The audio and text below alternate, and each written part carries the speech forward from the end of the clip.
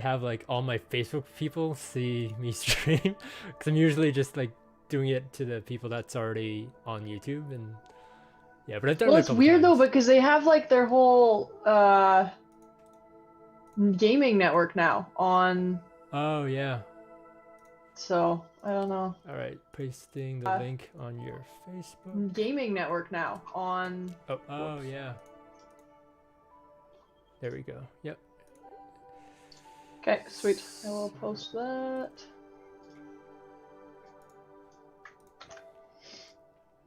I'm gonna post it on a couple places too. I wonder if you can.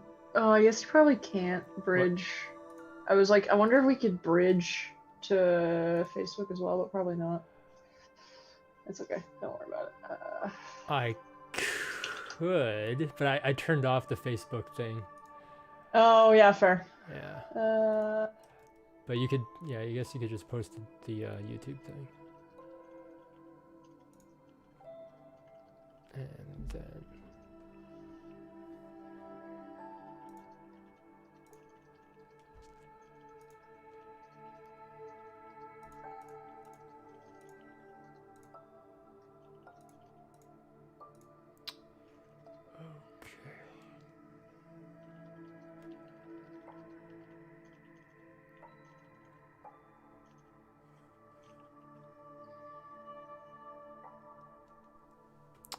All right, we are live. I'm gonna give a little intro in a second.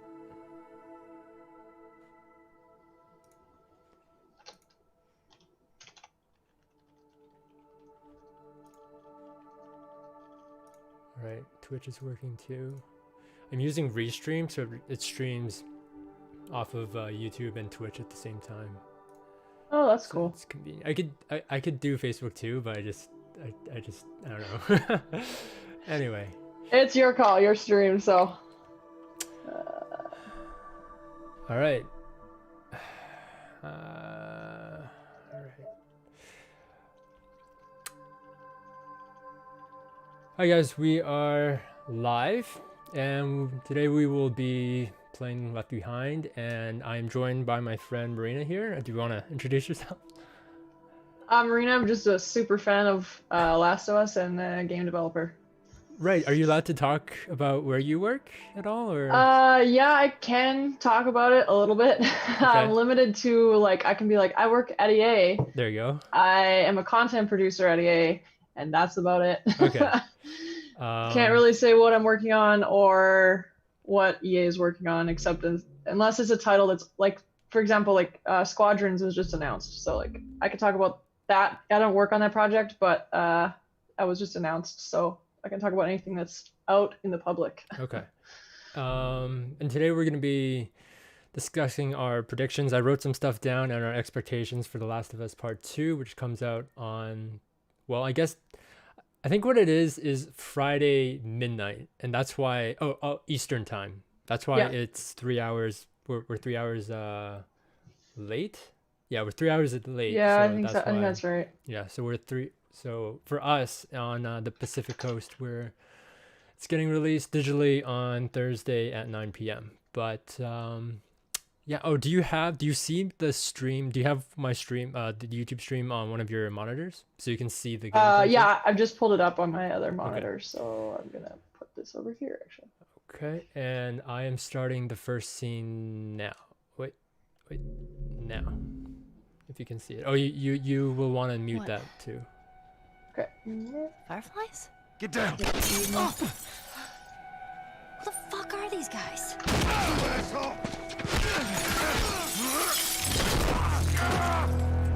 Stay the fuck back! Oh, this gets me every time. This game just made me cry like way too much. Come on. Like it breaks my heart, honestly.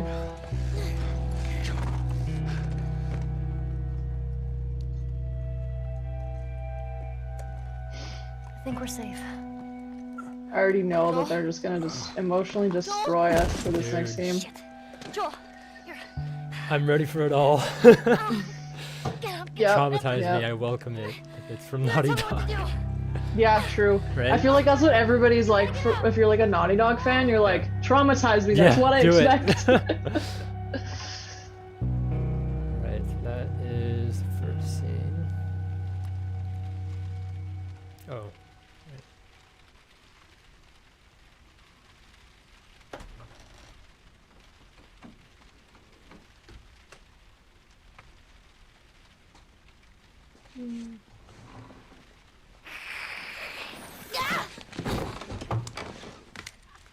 Riley? Ow. I landed on my hip. Yeah. What the hell? I I thought I was remember bitten. I know. when I played It was this. kind of awesome. Yeah. Oh my god. You're not gonna I kill didn't. me, You know are what's funny? The first time I played this, I actually didn't know anything about the DLC haven't because I was seen like brand new. I kind of came and to The I don't Last of Us even like a know little how bit long. Yeah. after the game was 45 released. I didn't get a PS3. I had a PS4. Right. 46. So I played the remaster, and Wanna I know played what it, and my I've friend's like, "Did you play the DLC?" And I was like, "There's a DLC?" This time, Like I didn't even I know. thought you were dead. And then he was like, "You haven't Yeah. played this game until you played the DLC. You have to play the DLC." And I was like, "Okay." So I went home and I just like put my headphones on, like I'm doing this, like I'm gonna play. But I was so scared because there's moments in this that like you could get a little jump scary, and I was Yeah. like, it was dark I and had to late, sleep and I was by like, Liz for 3 well, I had my years, roommate and had you already know how played bad it, that and so I was girl like, is anybody gonna jump out at me? Because this is they- really smells. late at night. Firefly. Yeah. Did they give you any hints about the I don't know, the big surprise about that Left Behind? Like the Honestly, You still no. have it up. But all my friends have been like, you have to play this. There's a really important storyline for Ellie. I'm In making sure I don't get caught. this was with actually like, Relax. yeah. Anyway, they were like, yeah, Yeah, this no is a really soldiers on important the entire storyline for Ellie. Like, you really need to know this about her. And I was like, okay, I'm Hey. kind of. I wonder. were you 'Cause there guessing was- that? Yeah. Yeah, because of the moment Are when we she cool? looks at Riley's necklace in her I section of the disappeared and game. You're mad.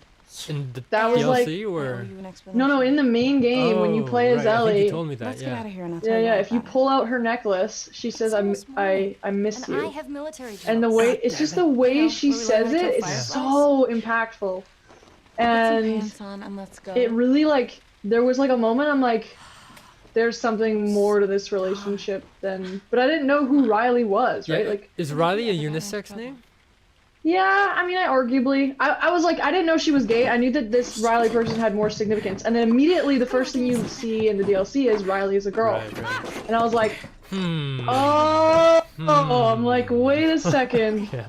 I'll put you on your And I side. was like, I wonder. I just noticed. I don't know if you showed me that before. You have the tattoo, right? Yeah, I have the Dude, that's entire. sick.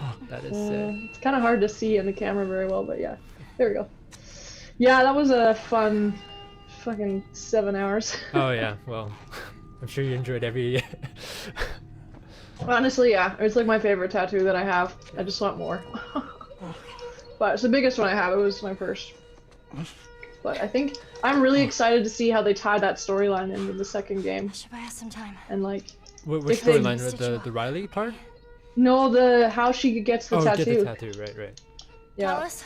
Like if it's gonna be a part of the main game, or is it gonna put it in a DLC, or is it just gonna be like a backstory thing that we know about? Because I know her ex-girlfriend who gave her the tattoo. This is all just like common knowledge. I'm not speaking of Okay, any yeah, yeah. spoilers I'll be or back in a anything. flash. Dima? But from is what? Promise. No, not Dina's is her current girlfriend in the game. Kat is her ex, according to the. I'm gonna blank on her name right now. The other writer. Haley. Yeah, Haley.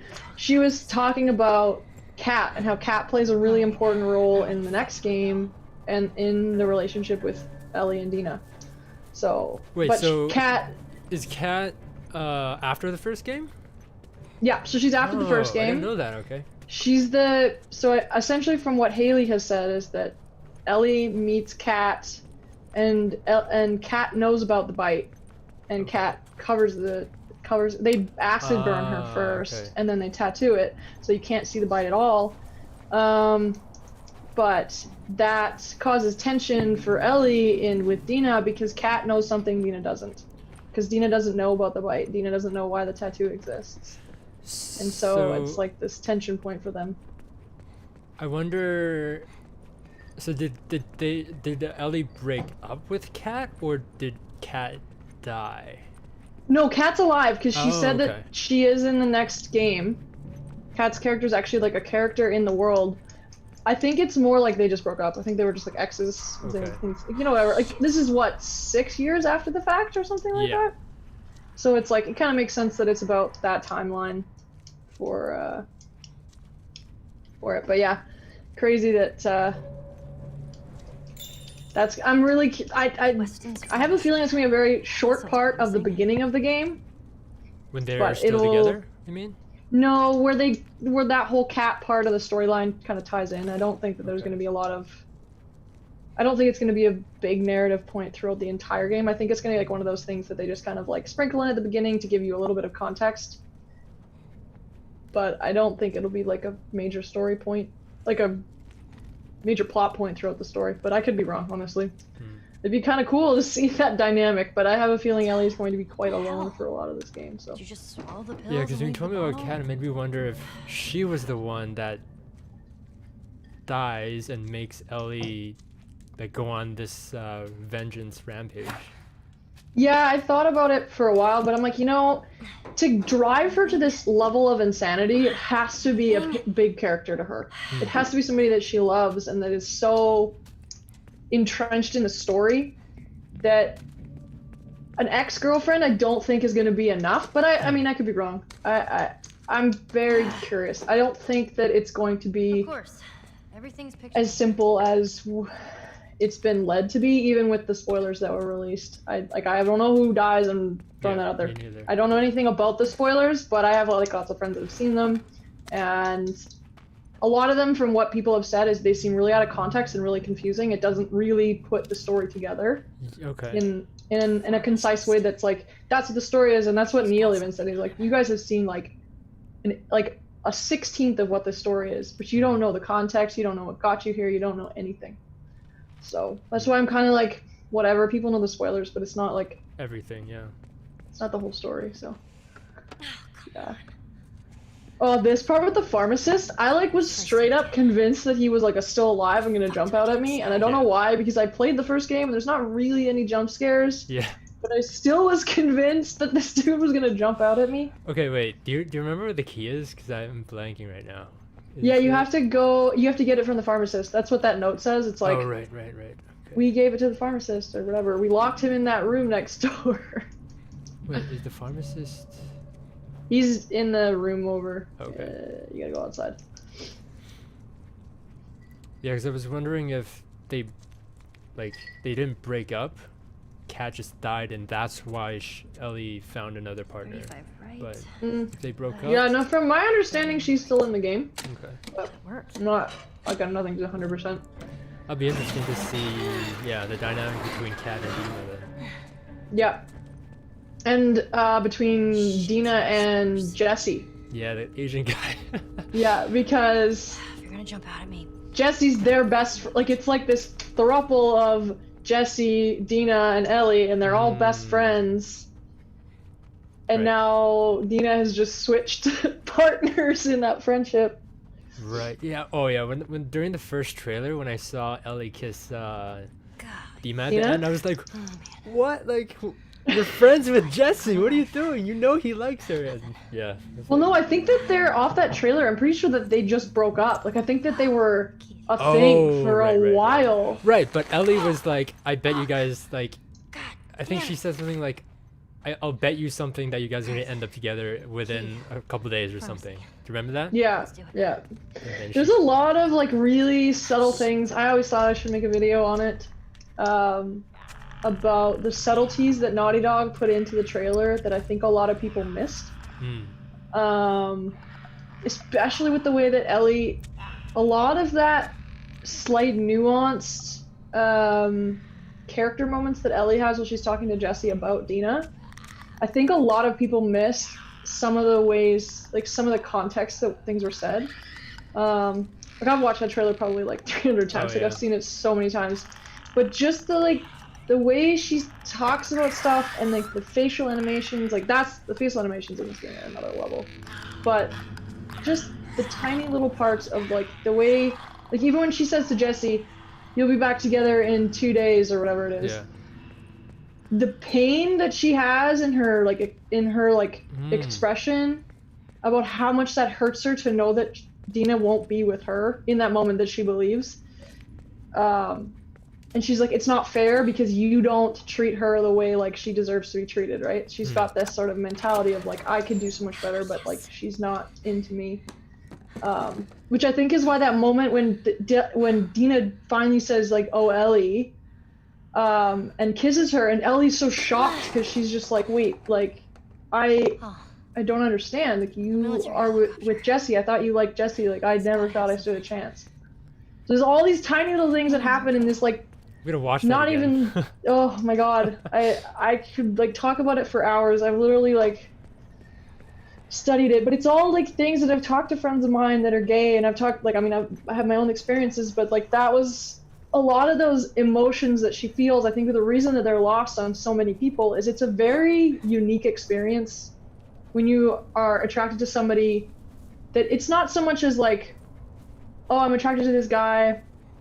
Maybe he doesn't like me, maybe he does. But when you add like their sexual preference to another level of that, like, oh, I'm never standing a chance because they don't date girls, or they don't date guys, you know what I mean? So Wait, it adds that. do you mean that Ellie doesn't know that Dena could be gay? Is that what you mean? Yeah. Oh, okay. Ellie doesn't know at that moment that I think Dena's classified as bi in the game. I don't actually know.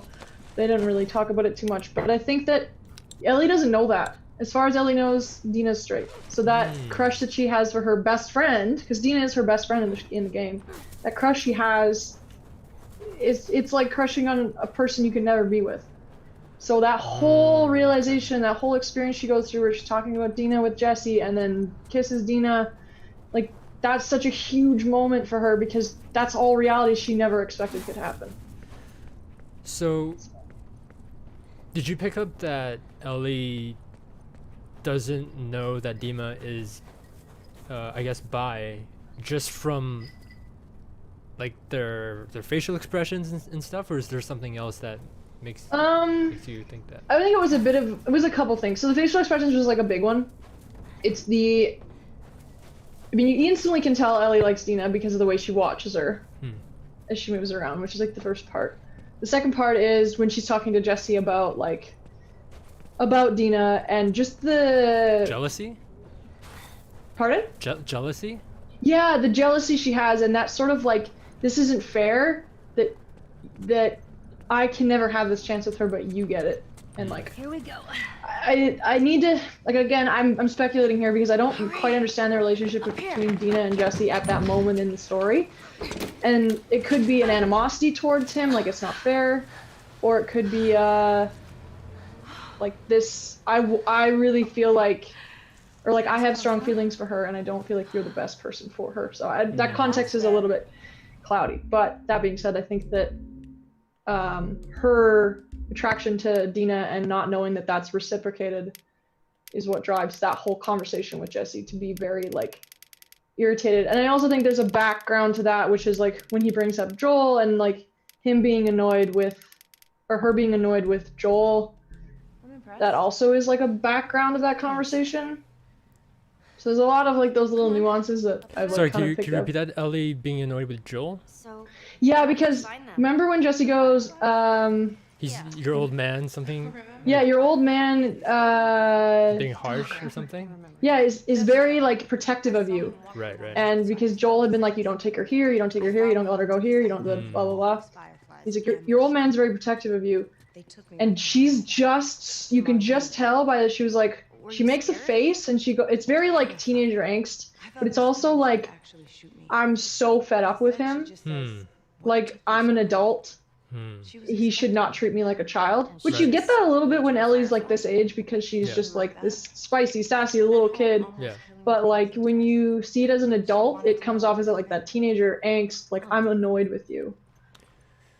See, that's what I was curious about. I was curious about where they're gonna start the second game, like where they are in their relationship at the start of the second game. Like, yeah, I don't know. With Joel and Ellie, you mean? And Ellie, yeah. Like, are they still talking? Well, it sounds like if they're like still in the same Tommy's Dam doing missions or whatever, it's like they're still in the same place, but I don't know if they're like talking or if Ellie. Okay, do you think? I think we already talked about this before, but do you think you don't think that Ellie bought Joel's lie when he said, No, right? Okay. not at all. I don't Okay. think so. But to be fair, I think it gets confirmed to her that Later he on. lied Okay. in the beginning of the game. I think that's also why she's so annoyed with him, Okay. is that he's kept up with this lie for so long, Yeah. and then I think he eventually tells her that it was all a lie. But you think she always kind of knew that it was a lie? Yeah. I Okay. think I think you and I have talked about this before, but there's like a whole, and there's actually actually Troy talks about it too, which is, I didn't actually know this until, like, I had a feeling about this and then I watched their Grounded? stream of them. Yeah, Oh, okay. their stream of playing through Last of Us, Right. Troy and Nolan North. And they were talking about Ellie and what that journey to becoming like to getting to the Fireflies was, and it was something I always kind of wondered about. I was like, does Ellie know she's going to die? And I think in my mind I actually always thought she knew she was going to die. I think it was a shock for Joel, but I don't think it was a shock for, I mean, Ellie doesn't die obviously, but like I think that she truly thought she was going to die, and it was going to be that moment where she's reunited with Riley. She's set free from this like But she already made shambles of peace. guilt, of survivor guilt, right? She survived, and her right. best friend, and well, actually, really, the person that she loved the most in the entire world died, Yeah. and she survived, and she feels like it's not fair. Right. Like she shouldn't have been the one who survived. So I feel like she knew she was going to die, and she was okay with that because she felt like it was unfair that she'd lived. And Joel kind of took that away from her, right? Yeah, and I think that's where some of that resentment comes from, is you took away me being with the person that I loved. And yeah, that's probably really juvenile, given that she's like quite young. But Well, I mean, this is a world where they grow up really fast, so. what about the part where Ellie was talking to Sam about the afterlife, and then I think they were talking about, like, Sam was like, well, I don't think they were talking about the afterlife. I think they were talking about, do you think, like, somebody that is infected, do you think their humanity is still, like, inside? Wait, or did they talk about the afterlife? I can't remember now. They talk a bit about, I think they talk a bit about both, but that's more circled around, like, do you think the person that's inside is still there? Yeah, that was one of them. One of the things that they talked about. I think, yeah, after they talked about that, I think Sam was like, Henry told me that they're with their loved ones now, and then do you believe that? And he asked Ellie, and then Ellie was like, I'd like to think that, but not really. Am I remembering that right, or I can't? Yeah, I think you are. I think she goes, yeah, I think you're correct. It's like, I want that to be true, but I don't know. Yeah. And then he asks, do you think the person is still there? And then she says no. Yeah. And I think I always kind of wondered if she killed Riley. Oh my God, I never thought about that. Yeah, because it's that. Okay, there's 2 points to this. One, I'm not entirely sure because, to be fair, the first guy that she shoots in the hotel, The first game? that's the first person that, according to Joel, she's ever killed, right? Like, she's escaped people and whatever, but she's never killed anybody. But that being said, would she consider Riley turned a person?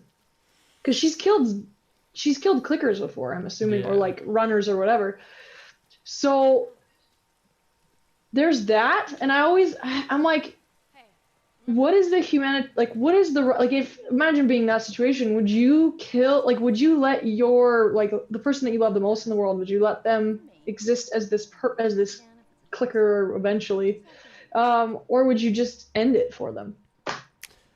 Are you actually asking me, or? Yeah, I'm actually asking you, yeah. You know what?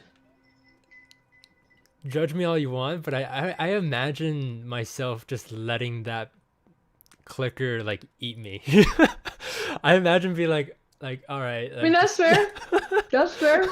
I respect it. What would you do? I don't know. I can imagine it getting to a point where if she's with Riley, Riley is begging her to kill her. Okay. And I think when you're in that moment, and maybe she didn't beg her, but maybe like she actually just turned. And Yeah. if she ends up, that fight or flight response kicks in, and it's a matter of her or me. If it's the same situation, kind of like what happened with Sam, Yeah. it wouldn't surprise me if she had killed her. So Interesting. that I always wondered that. It's something that kind of sat in the back of my mind for a long time. I And that feel would have like, been a very yeah. traumatizing thing for her. Yeah, like that would have been so traumatizing. And maybe I'm not picking up on it, but in the beginning of the game, I didn't see Ellie as someone that was like super traumatized. In that, like, if that's what she did, I would imagine her like that's something that is super traumatizing. Like, I'm just thinking the first time we see Ellie, I didn't notice that, but I could have overlooked it. I don't know. Yeah, I mean, again, it's all like speculation because I don't actually know, and it's never explicitly said anywhere whether or not she killed Riley. But I always wondered it, and it was always like a point of mine going like, I wonder if she would have had to do that, and if she didn't, it's totally possible. Maybe she left her. Does she not carry the guilt of that she left her best friend to turn and, Yeah. I think it's all like a really emotional trauma for her. And it's actually funny because when you watch Left Behind and the way she interacts with Riley, it's quite different than the way she interacts with Joel, which makes sense, obviously, given the relationship is different. But she's less sensitive about being left and being the last one alive. You know what I mean? Like, I don't know. And I kind of like Riley comes back and then everything's good again, right? Like everything is, her best friend is there again. And she didn't she was pissed that Riley left, but like Riley comes back. Riley hasn't died at that point. So like she's not been abandoned. She's already been abandoned by her mother. And like she's kind of just been thrown in this like school for other kids. But like with Joel, it's like a fundamental abandonment that she's afraid of. And even the slightest notion that Joel will leave her scares her. Like she says it throughout like these tiny little lines in the game where she goes like, there's even moments when they're like swimming and stuff. She's like, "Don't leave me. Yeah. Don't leave me behind." Like that's such a fundamental part of her character story with Joel is she's so afraid of being alone and being left. And like, yeah, it's gonna be interesting to see how that ties into the second game because by the looks of it, she's very alone, and she chooses that. Yeah, it's very obvious that you don't see like Joel and Ellie aren't always together like they were in the first game. And it does seem like to me like that they've been separate for a while because of like a conversation that they had or something. And I think the recent I actually didn't see the most recent trailer that came out, but the bigger one that came out a couple weeks ago, I think a month ago. I was surprised when Ellie was with a bunch of clickers, and then Joel came out to like shoot the clicker on the ground. I was like, oh, so they are kind of together, but not really. I don't know. I don't know. I think they've done a really good job of kind of like pulling the wool over our eyes as to like what the timeline of all this stuff is, because she's with like Jesse at one point, she's with Dena at one point, Tommy, Joel, like, and I think that's what's really interesting about all the trailers is that we really don't know like when she's with who, and there's significance to that part of the story. Like we have like rough like one of the newer things that I think I saw was with the most recent trailer that was released. With that sewer scene, it's all red and like us all just red lights, and they've got the guns, and you see the dudes walking with the trains.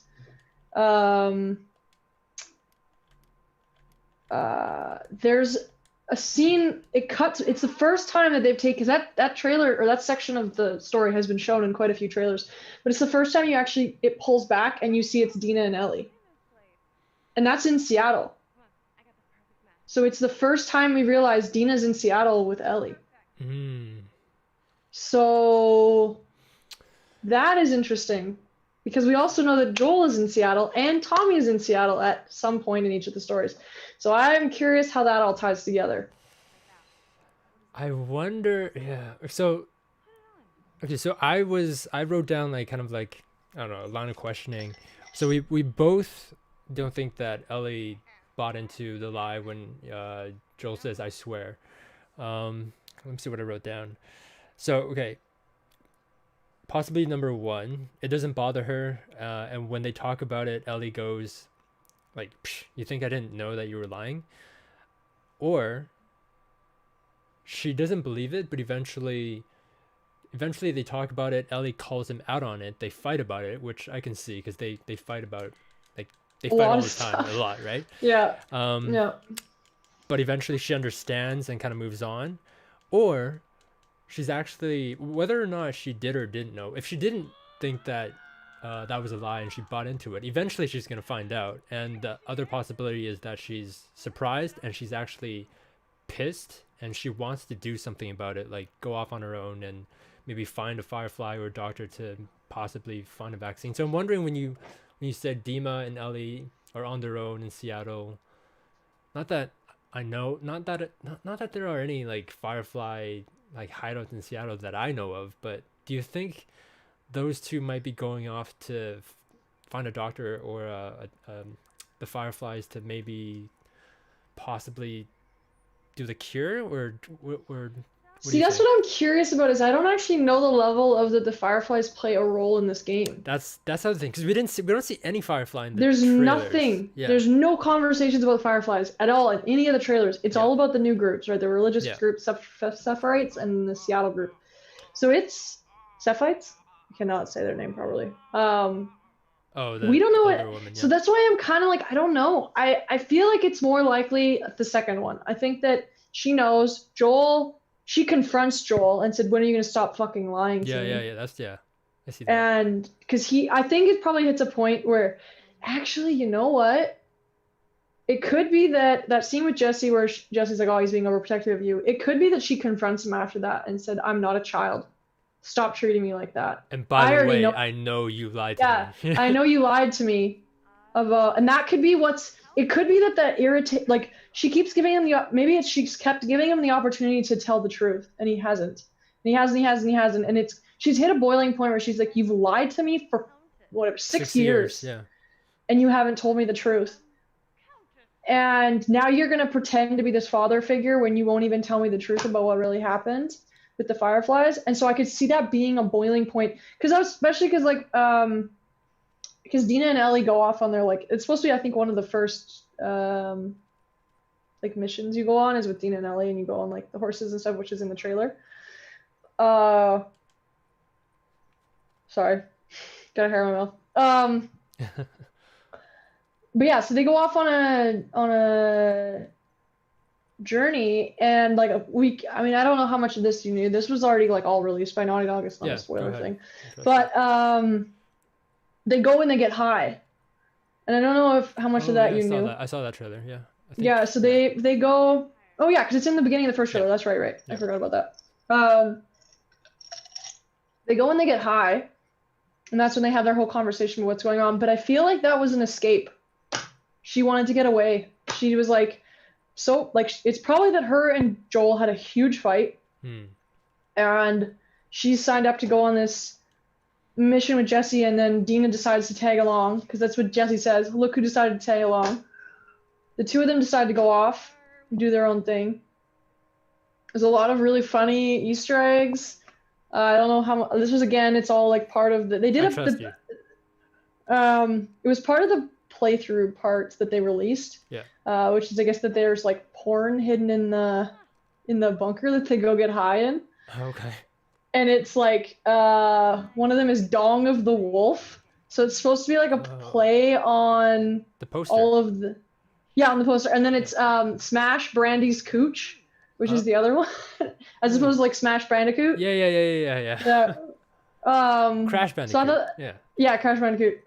So I thought that was pretty funny. It's just like a cute little Easter egg thing. I don't think it plays really much in the story, but I've seen some of the stuff that's come out. I'm like, that's clever writing. But again, I think it's a lot of like Dena becomes this confidant for Ellie, and because she doesn't really trust Joel anymore. So I'm very curious to see. I'm not gonna lie, I'm pretty sure that one of those relationships ends in this game for her, whether it's Joel or Dena. But I'm fairly confident that I don't know. I'm fairly confident that one of them dies. But again, if I'm wrong, I'd be happy to be wrong. I don't really want either one of them to die. But they're the only two driving forces that could drive Ellie into this rage and revenge.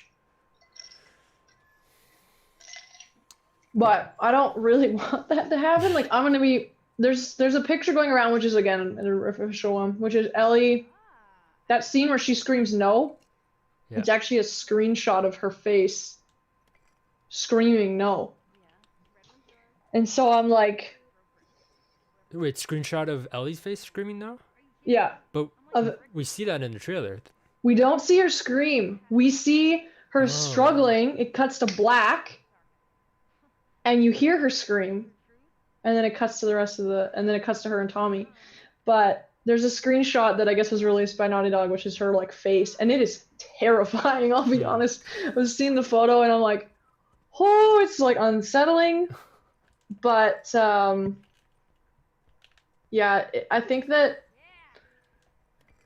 I hate to be the one that says this, just because I feel like it's gonna happen, but I honestly think that she's raped in this next game. Oh. I will be seriously shocked if she's not. And I hate that. And I think that that's going to be a point that I think Naughty Dog's gonna get. It's either gonna upset a lot of people. Neil would. He would. Neil would. Totally would. Yeah. Without a doubt, would not be surprised if he did that. And like that's why I kind of love him though. He's not afraid of telling those. Because that's the reality, right? 1 in 3 women, or I think it's 1 in 3 people, I don't think it's women exclusively, is raped in their life or sexually assaulted. Do you say that again? 1 in 3, I don't think it's just women anymore. I think it's just like people holistically. It may be women still. I could be wrong on that stat, but 1 in 3 is raped or sexually assaulted at some point in their lifetime. Mm-hmm. It might be 1 in 3. I'd have to check that stat. Don't quote me on that, but it might be 1 in 3 women and like 1 in 5 men or something. But it's like, it's the whole logic of like, there's always someone around you who's been affected by it. So I could see him incorporating that, because it's also brought up by Marlene at the very end of the last game. Raped and murdered. Yeah. Or eaten by a pack of clickers. Like I think it's a storyline point that would make sense. Okay, especially if Joel survives, and to live with the guilt that had happened to her would just destroy him. And you see it in the way. I think the big point that I noticed was the scene right after where they show her back and the bruising on her back, and they show her eyes, and it's all like, I was talking to some art friends in the industry, and we were talking about how would you show rape on a character without being explicit about it, like without getting really graphic. And how would you show it on the character? And we're like, oh yeah, sunken eyes, lots of bruising, lots of like bruises where someone would be holding you down or like pressing on your back. And so it's like, this guy I was talking to, he's like a senior artist. He used to work at EA. He's now like a teacher, but we were talking about it. And we were both straight up convinced. We're like, that scene right after, that's them showing that she got raped. And it's like, holy crap. Okay. Like, damn. So wait. Oh no, I'm wrong. Because I thought that scene where they show Ellie's back is the same scene that Jolie walks in and says, "Hey girl, what do you think you're doing?" Is this? Wait, what did he say exactly? What does he say exactly? He says, "It's Tommy." He goes, "What do you think you're doing?" I think. Oh, you don't that think? Scene? Oh, you don't. Oh, it's Tommy. It's not Joel. It's not Joel. The one where he walks in the house and everybody's all murdered and Ellie's on the bed and The Oh yeah, first that's trip. Tommy. That's not Joel. Oh, Tommy's what? not there. This entire. That's why a lot of people thought Joel died because they're like, why is it Tommy? Why is it not Joel? But also then you can make the same argument. Why is it Tommy, not Dena? Yeah. Right? Unless she's hiding it from Dena, which is totally possible too. Dude, okay. But Oh my god! Because this whole time I was like, his hair doesn't look like Joel. Why does his hair look different? And like that's yeah, no, because that's it's Tom. Tommy. Yeah, that's Tommy. God damn it. So it's like, and also the way she reacts to Tommy too. Like when Tommy's in the room with her, she's very standoffish to him. Oh. When he comes in the room, when he comes with the food or whatever, and she lets him in, and she's all like sunken eyes, and she just put a hoodie on, and like she's just beaten to shit. Okay, no, we're sorry. We were talking about two different scenes. I was talking about the scene where Ellie's in a house and she just murdered like a bunch of people, and she's clothed. She has the. Oh, you're talking about the guitar scene where she's playing guitar? Yeah. Oh yeah. So that was yeah. Joel. That was Joel. Yeah, but that's not in the game though. That's not in the game. That was a teaser. Oh, That was a thematic teaser. Yeah. They've already confirmed that's not in the game. Oh, okay. Well. Yeah, it was a thematic teaser. They wanted to sort of show what the theme and the feel and the vibe of the next game was going to be, but it's not actually in the game. Okay, that's confirmed. Yeah, that is confirmed. It was confirmed by Neil, I think, a while ago. Okay. But it's also because you can like a lot of stuff has changed. Like also Ellie, like the character model of Ellie changed. Yeah, the face, right? Yeah. It was like a separate thing they worked on because they wanted to tie into that. I mean, Ellie plays guitar. We know that. There's like lots of shots of like her playing guitar, which is like super awesome. I'm very excited for that. But yeah, they think that. I don't know. I think that scene, I think, is immense. Whatever happens in that moment, whether she gets raped or someone dies or both happens, I think is meant to just absolutely emotionally destroy the player and drive them to want to commit these horrendous crimes that makes sense, in the future, right? Because we're protective of Ellie, right? Ellie is our girl. Like, we love her. And Joel too, like, don't get me wrong, like Joel's a huge part of the story and it is a very important emotional tie for us. But I think the idea that someone could hurt someone so pure, like Joel's done some fucked up shit. Like we've accepted that. We played through it in the first game. We know how messed up he can be, and so we're kind of okay with it. We're like, okay, he's a really messed up dude. Let's just fuck people up. That's whatever. Yeah. But to justify Ellie doing the same thing is we kind just of have such this moral protectiveness over Ellie, right? Like, oh, she's still a kid. Like, yeah, I see what you mean. She's our like little girl. We've grown up with her, and to see her be this ravenous, violent, no mercy killing machine is very foreign to us. Right. Yeah, because she's always been defensive in her killing in the first game, right? It's always because somebody's about to kill Joel, or it's always been defensive. So yeah, it makes sense that you would have to. Okay. You got to give the players a drive and a reason to want to justify ruthless, or at least for us to empathize and sympathize with why she's doing what she's doing. Exactly. Like we want to feel that emotional trauma with her, and I think that's what Neil worked so hard to get in this game. Is we want you to feel the emotion that Ellie feels in that moment. And I think that's why they say this game is so emotionally draining, is that it's very hard to sit and digest what happens to her. And I think, I honestly know, like that moment in the trailer when she walks away from Joel, and that might be the moment that we've been talking about where she confronts Joel about lying. Right. I think the moment's gonna absolutely destroy me. Don't get me wrong. I think I'm gonna be in fucking a mess because this is happily. Yeah, exactly. The destruction of their relationship. It's just gone. But I think that it's just gonna be such a hard emotional journey to go on with her, but like a loved one. Don't get me wrong. Like I'm very excited to be just emotionally fucked up by Neil. That's to live for the shit. But this is my goal in life, is to make games like this. Like this is the if I have one goal in life, it's to work on a Naughty Dog game and fuck people up emotionally. That sounds so weird. Yeah. But it's been my career goal since I decided to join the industry. But Did you It's decide to join the industry after playing The Last of Us? Yep. Yeah. It was I played games like I play a lot of shooters and stuff like that, and I you know the funny thing is I've never played a story game before Last of I Us. think you I told me only that. ever Yeah. played like I played Mario, but I hardly consider that like No. a story Yeah. game. But I largely played Call of Duty and like all the shooters. Like I played those mostly, and I I kind of just played stayed. COD for the first time a couple days ago. My No first COD way! ever. Yeah.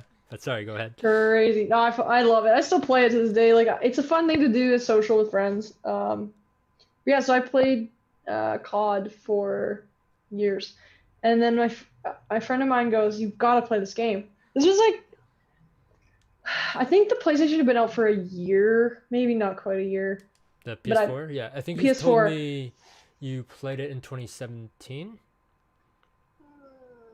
I think it was a little earlier than that. Oh, okay. Something. It was somewhere around that though. It was whenever I can't remember when the PS4 released, but it was like Yeah. 6 months to a year after that. Okay. And okay. the timeline's a bit washy. I've played so many games at this point. But yeah, it's around that timeline. But I had never played a story game, and my friend goes, "You need to play this game." And I'm like, "Why?" Like it's I'm like, at this point I don't play horror games. I don't play like violent games really. I mean, shooters are violent, but whatever. But I don't play like really graphic, gory games. Like it just never was really my thing. And I didn't play story games. So I'm like, I don't really believe that you can get into a story game. I think that's kind of bullshit. Like blah blah blah blah. I'm like, that's what movies are for. If I want a movie, I'll just watch a movie. And he's like, no. He's like, you have to play this game. He's like, it's important that you understand this game. And so I'm like, okay. And so I was on sale. I think I got it like on sale for like $13 or something. It was something stupid cheap, and I was like, screw it. Like I'm gonna play this game. Wait, you already had a PS4 at this time? Yeah, I'd already bought a PS4 because I was playing Call of Duty on it. And so I downloaded it and started playing it, and I couldn't put it down. I was just hooked, and I think I played it for like a day straight and finished it. And I was like, I think I almost finished it, and then I had to go to like school or something. And I like, instantly got home, and I was like, I gotta finish this game. Like, I'm like, I have to know what happens. But I was hooked. I couldn't stop playing the game. And I was like, holy crap, like they can put this much story in a video game? Yeah. Like, I'm like, I don't think of video games being like this. And so, anyway, yeah, so I finished the game, and it just like, I remember just sitting there going like, holy shit, like, what do I do now? Like, I can't go back to just playing normal video games exactly. anymore. This is so. Oh god. I think there's like a I don't know 5 to 10 second delay for like what you see versus what we're talking, like what I see right now. Okay, yeah. So. Yeah, I was like, oh my god. But yeah, for me, I didn't really get to grow up with like video games as like other people, and I had, without going into too much detail, I had just left the hospital for like mental health reasons in 2015, and I was at the mall and met up with a friend who was with me a couple days before I was in the hospital, and then we were at Metrotown. Oh fuck, sorry. I'm just gonna It's all good. You gotta get this dude. Yeah, we were at the mall, and the EV Games was like right there, and I was like, you know what, I've never owned my own gaming system growing up. I was 20 years old at the time. And I was like, you know what? I have money in the bank. I'm just going to do it. And so I went into EB Games. The PS4 side was on the right. The Xbox side was on the left. I didn't know anything about like the console wars or whatever. And then The Last of Us was on the box of the PS4. I still have the box from like 5 years ago. Oh, I was wow. like, oh, that looks interesting. That comes with a game. The Xbox doesn't. I guess it's the PS4. It was just totally out of happenstance. Oh, damn. And so The Last of Us is the first game that I've played on my first own gaming system. And as I was playing it, it was just like, the acting is so genuine, so honest. The writing's grounded. Like, even though it's like, we've seen a bunch of zombie movies and like zombie TV shows or whatever, but then just there's so many like subtle nuances. There's like, wow, that's really like honest and grounded. And yeah, like whenever I have a guest or a friend that I know doesn't play any video games, I go, I know you don't play any video games, but just watch this. And I know that they have to that they don't have their own gaming system, so I just show them like all the cutscenes from beginning to finish, and they're all like impressed. They're like, wow, I didn't know a video game can do that. So Yeah, I think that's what we've learned so much from Naughty Dog, I think, especially, is they've found a way to ground an incredible story in a video game. Oh, Sorry. crap. I was gonna be like, you're not playing on Grounded because I would have died by now. No.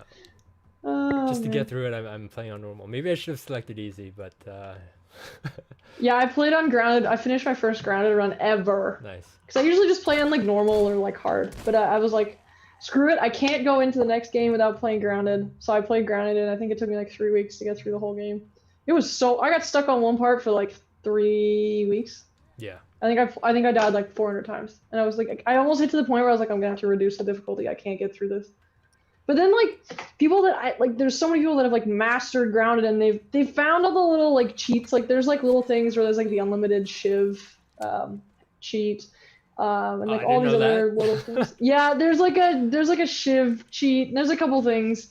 Which I didn't know, right? I just played Grounded as Grounded was intended, so Yeah, I definitely got exactly. like a little wrecked.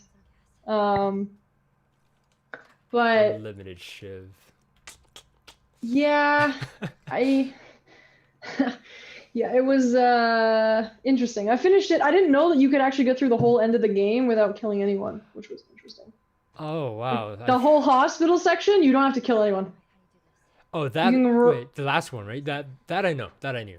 Yeah, I didn't know Eventually, that. So I was like trying to play it on like Grounded, trying to kill people with my 7 bullets. Oh, yeah.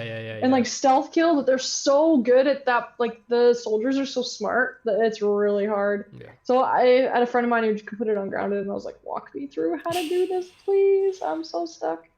Yeah, I don't But- remember if I got it through without killing anyone.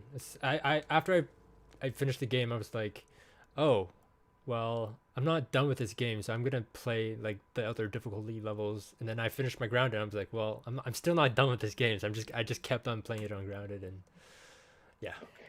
Yeah, I think that was probably the most eye-opening for me. Was like there are so many different you get such a different experience playing it on Grounded than you do on regular. You actually feel like in real life, like every bullet is really important and all that. Yeah. They're like, is this dude worth the bullet? Yeah, Or am I going to need this to kill a clicker later? Or, And like, I found myself calculating, like, okay, how many clickers are left in the game? How many bullets do I need to kill them? I need a shiv for these ones. So it was like a very different way of approaching. Yeah. Not that you ever have too many supplies. And the number of shiv doors I had to leave behind was like heartbreaking to me because I didn't miss Yeah. a single one on my first playthrough. And I'm like a completionist, so the next game is going to take me like 6 years to finish. Like, I don't even know. Dude. But I think that I'm excited to see. It's a 40 or 30-hour game they've confirmed for the next game. That's Okay. double the length of this game. Okay. So that's gonna be I'm happy. gonna About take me that. like solid. I don't know. I haven't decided if I'm just gonna play straight until I finish it or like play it and then sleep. I want to do a stream of it, but I think I need to like experience it first and then stream it because I might just be a mess. And then Dude, that's what you want to capture, though. I know, right? It's hard. It's also hard because like I gotta get it all set up and everything, and I kind of Yeah. want to experience it on my like massive TV with like surround Yeah. sound and not like On a computer monitor. on a computer monitor where I gotta like interact. I just need to like this is a game that like is rounded out myself as a gamer and rounded out me as like a developer. I think this game is going to like arguably make me a better developer than I would have been if I had not played this game. Because I approach every game that I work on now with the same mentality of like, this game needs to be impactful in some way. Yeah. And even if it's working on like a game that's not meant to be impactful, I always in the back of my mind go like, It for could be. example, Yeah. I can't really say this, but like there's something I'm working on right now where when it gets announced, I'll be able to tell you, but That's fine. I feel like I've really contributed a big part of who I am into it, and I appreciate that because I'm a junior designer right now, or junior. Technically, EA is a little weird with the titles, but I'm a junior content producer, and so I like that they are allowing that. But EA is really, or sorry, Naughty Dog has really showed me that like at any level you need to be impactful with your players, and you need to tell stories that are important. And I mean, Naughty Dog does that. They don't give a shit what level you are. They take criticism from anyone because they know that that's what makes better games. They know that if we don't listen to our juniors, like I'm sure you won't know this whole backstory, but like the original design of Last of Us, and like if you've heard this before, just tell me. But like the original design of Last of Us was only women could be infected by the virus. Oh, you know yeah, this I whole think story? I remember that. Yeah. Yeah. So only women could be infected, and it was. The logic was it was Joel running around killing all these women. Oh, and that's right, why right. all the clickers look like women. There's no male clicker in the first game because all the art was already done for all the clickers. Oh, wow. When the game came out.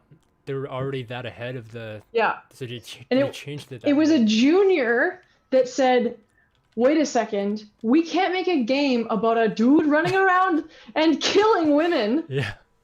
That's like, it's just not okay. Do you remember why? Like what the logic was for only women can get infected? The idea was that all the men had died off, like they were dying at such a rapid rate, and they needed to find a way to like stop. Like it just so the idea was it would kill men, but it would turn women into zombies. I don't know. That was the original vision, I guess. Okay, but yeah, that all got wiped clean, and now it's just now it's like what it is. And that's why the bloaters look more male. I think it was like a compensation for like, okay, well, all the clickers look female, but all the, all of... Oh, I fucked up. Sorry. Oh, what happened? It's oh, coming. yeah. I see it now. But yeah, so all the clickers look female and all the bloaters look male. Yeah. And I think that was just an evening out point. And then obviously like they've got runners and all the other stuff, so that kind of evened it out. But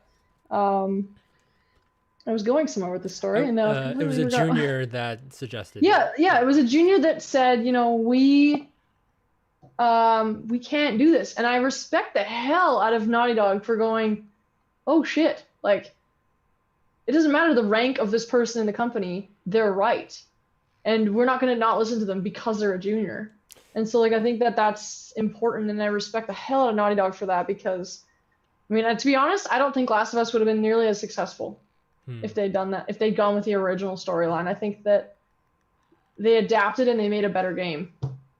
And they made a game that everyone connects to. And it doesn't matter, you know, who you are as a person. If you're not affected by this story, I would be seriously surprised. I don't think I've ever played through the beginning of this game, and the people that I'm playing it with have not cried.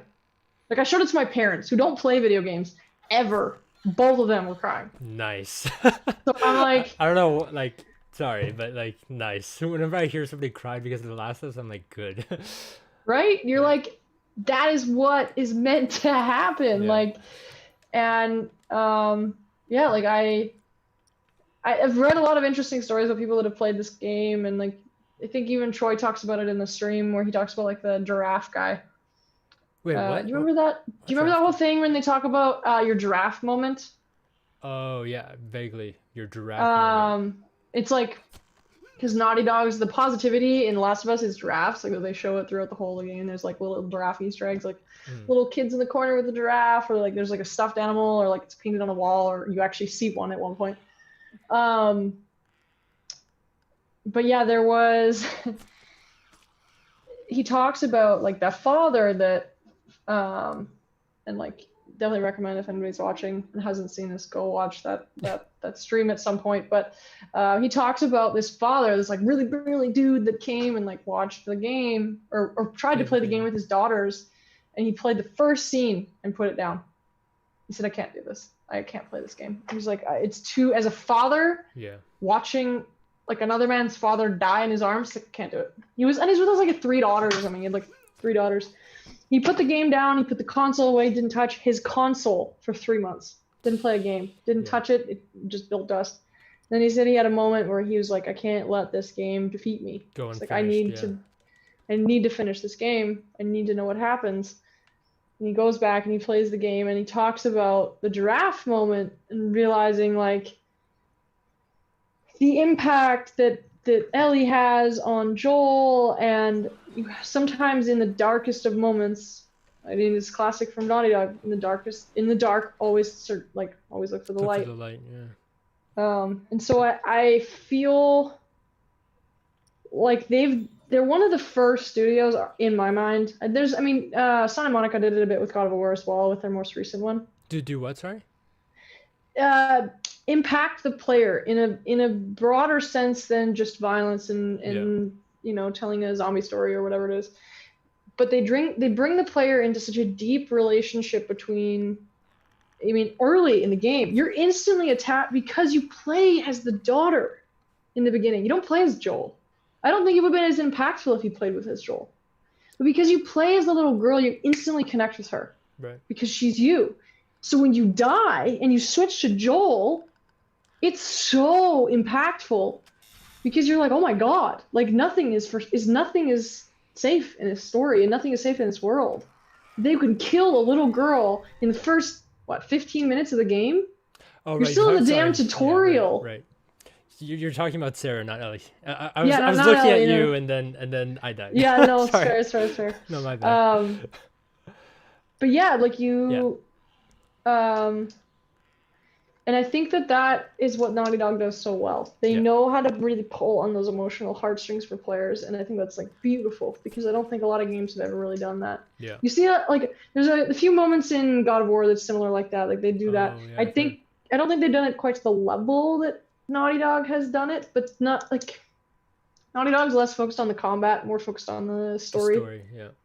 At least for the first game, I think the second game may not be that true. I think they've spent a lot more time, building out the combat and the systems for that. But I love seeing everything that they've built for this game, and then seeing how much more they've expanded upon that vision for the next game. And I like that no one was afraid of telling the story, regardless of how. I mean, Neil said it. He's like, this game may piss people off. You may hate this game, even if you love the first game. We don't care. Yeah. Did you ever find out the name of that junior that suggested? No, I can't. I think they do say it at one point. I think in the interview with. I don't know if they ever said it, to be honest. And they may not have, for like confidentiality reasons, which is fair. Oh, okay. But they often can't say a lot of that information from behind closed doors. And like the only people that can ever talk about that kind of shit are the creative director. Like you, at any other level in that company, maybe like the CEO, like you get away with that. But like, as like a junior artist or like even mid-level or even probably senior level artist, you can never talk about that kind of shit. Only creative directors, or like internal stuff like that, right? Yeah, internal stuff that happens behind the scenes, like that is all talked about by the senior guys. Like there's the level of confidentiality agreements that you have to be under, and like what you can't talk about is, it's pretty tight knit. So like it's cool that came out because like that would never have come out if Neil never said something. But I can't wait to watch the playthrough because Ashley is going to play through the next game with Troy and Dena. Yeah. They're gonna do a retro replay of the four of them playing the game. I hope Troy gives the controller to Ashley as much as possible because Troy got. Yeah, go ahead. No, I was just gonna say, yeah, they actually, I think Ashley was saying that Dena and her have decided they're gonna do a playthrough together, just the two of them. Okay. And then they're gonna do one with retro replay with Neil. So I think there'll be a lot of those playthroughs, which I can't wait to see. I loved Troy's like dissection of the game. Like I found that quite interesting. Yeah. But I cannot wait to see Ashley's dissection of Ellie and the transition that she goes through in the next game. Whenever Troy and Ashley are doing an interview, like 95% of the time Troy's doing the talking. Right? So Yeah. yeah, like I'll look forward to Ashley and Dima's their own playthrough. Yeah. I think that they're yeah, I think that Ashley's very good at conveying. I mean, Ellie, we've seen it, right? Like that's why I'm like struggling with the idea that they're gonna recreate this in a TV show. Because Oh yeah. So do you think that they're gonna use the same characters? Has that been yeah, no, confirmed it's the yet? same. It's literally they've said it's literally the story of 1 and Oh. 2 recreated as a TV show. It's like The Witcher. It's literally the same concept. Because they want to reach more fans or more people, which I get, because like not everybody plays video games. But nobody will ever be Ellie for me Yeah. except Ellie and Yeah. Ashley. Like Ashley is Ellie and no one else can be, Yeah. but Ashley's like 30 something now. She can't play Ellie. Yeah. And no one else will ever be Joel to me except for Troy Baker. Technically, I think well, because I think Troy's natural hair color is dark brown, and he's aging, and so I think he could. But Yeah, I think the problem is though he's still too much of a pretty boy. He's not yeah. rugged enough. They've talked about making the dude that played Jaime Lannister from Game of Thrones playing Joel. I've heard that. Yeah, I can see being that. the I can rumor see that. mill. He has the look, like he does kind of look like Joel, but I'm not gonna be able to get out of my head that he was Jaime and the sick, twisted, incestual dude from Game of Thrones. I've never seen. Game of Okay, Thrones. well, So- honestly, if you ever watch it, if he plays Troy, it's gonna be really hard to separate the two, honestly. But I mean, I have faith that they'll do a good job. I think it's not going to, for the people that have been fans of Last of Us for so long, yeah. it's not going to be what we know as Last of Us. It'll be whatever.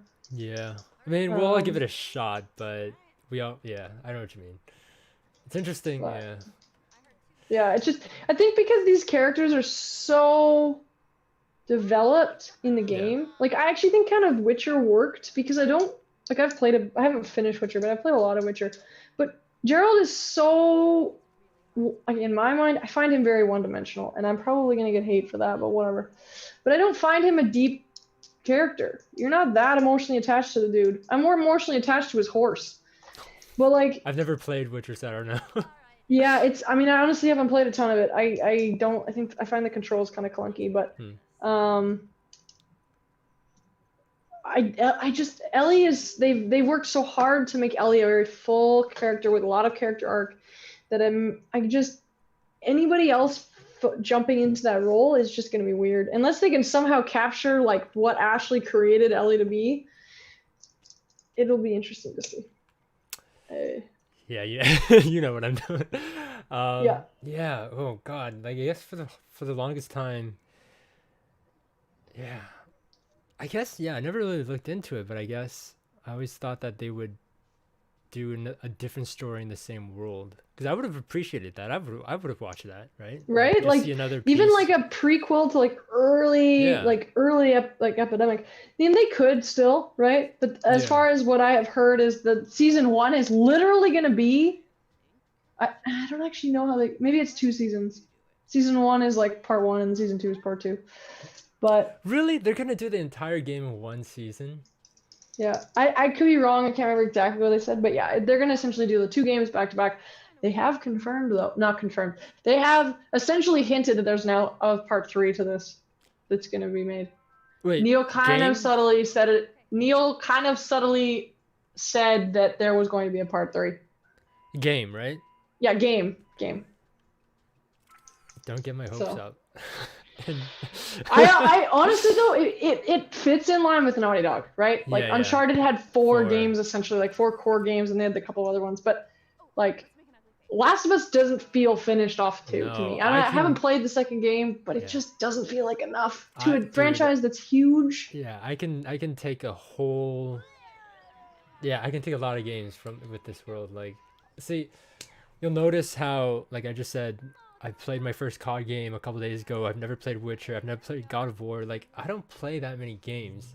I guess, I don't know, like after I played this, I was just like, I was resistant to play any other game.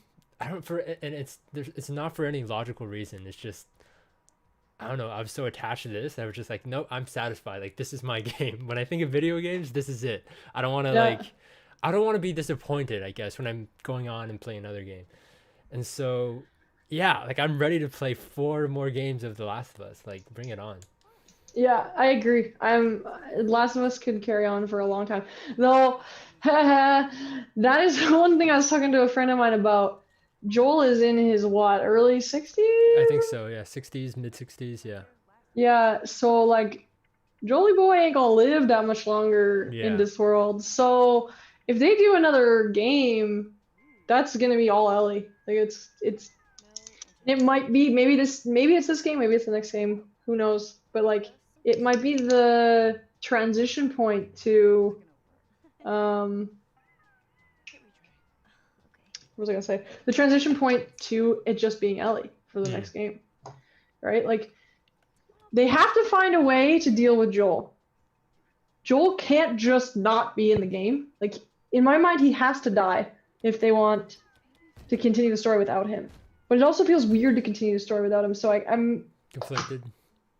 Yeah, I'm very conflicted, but I get that he is like, you can't have a 70-year-old man, and people will probably disagree with me, but you can't have a 70-year-old man running around with infected bloaters, like killing people. Yeah.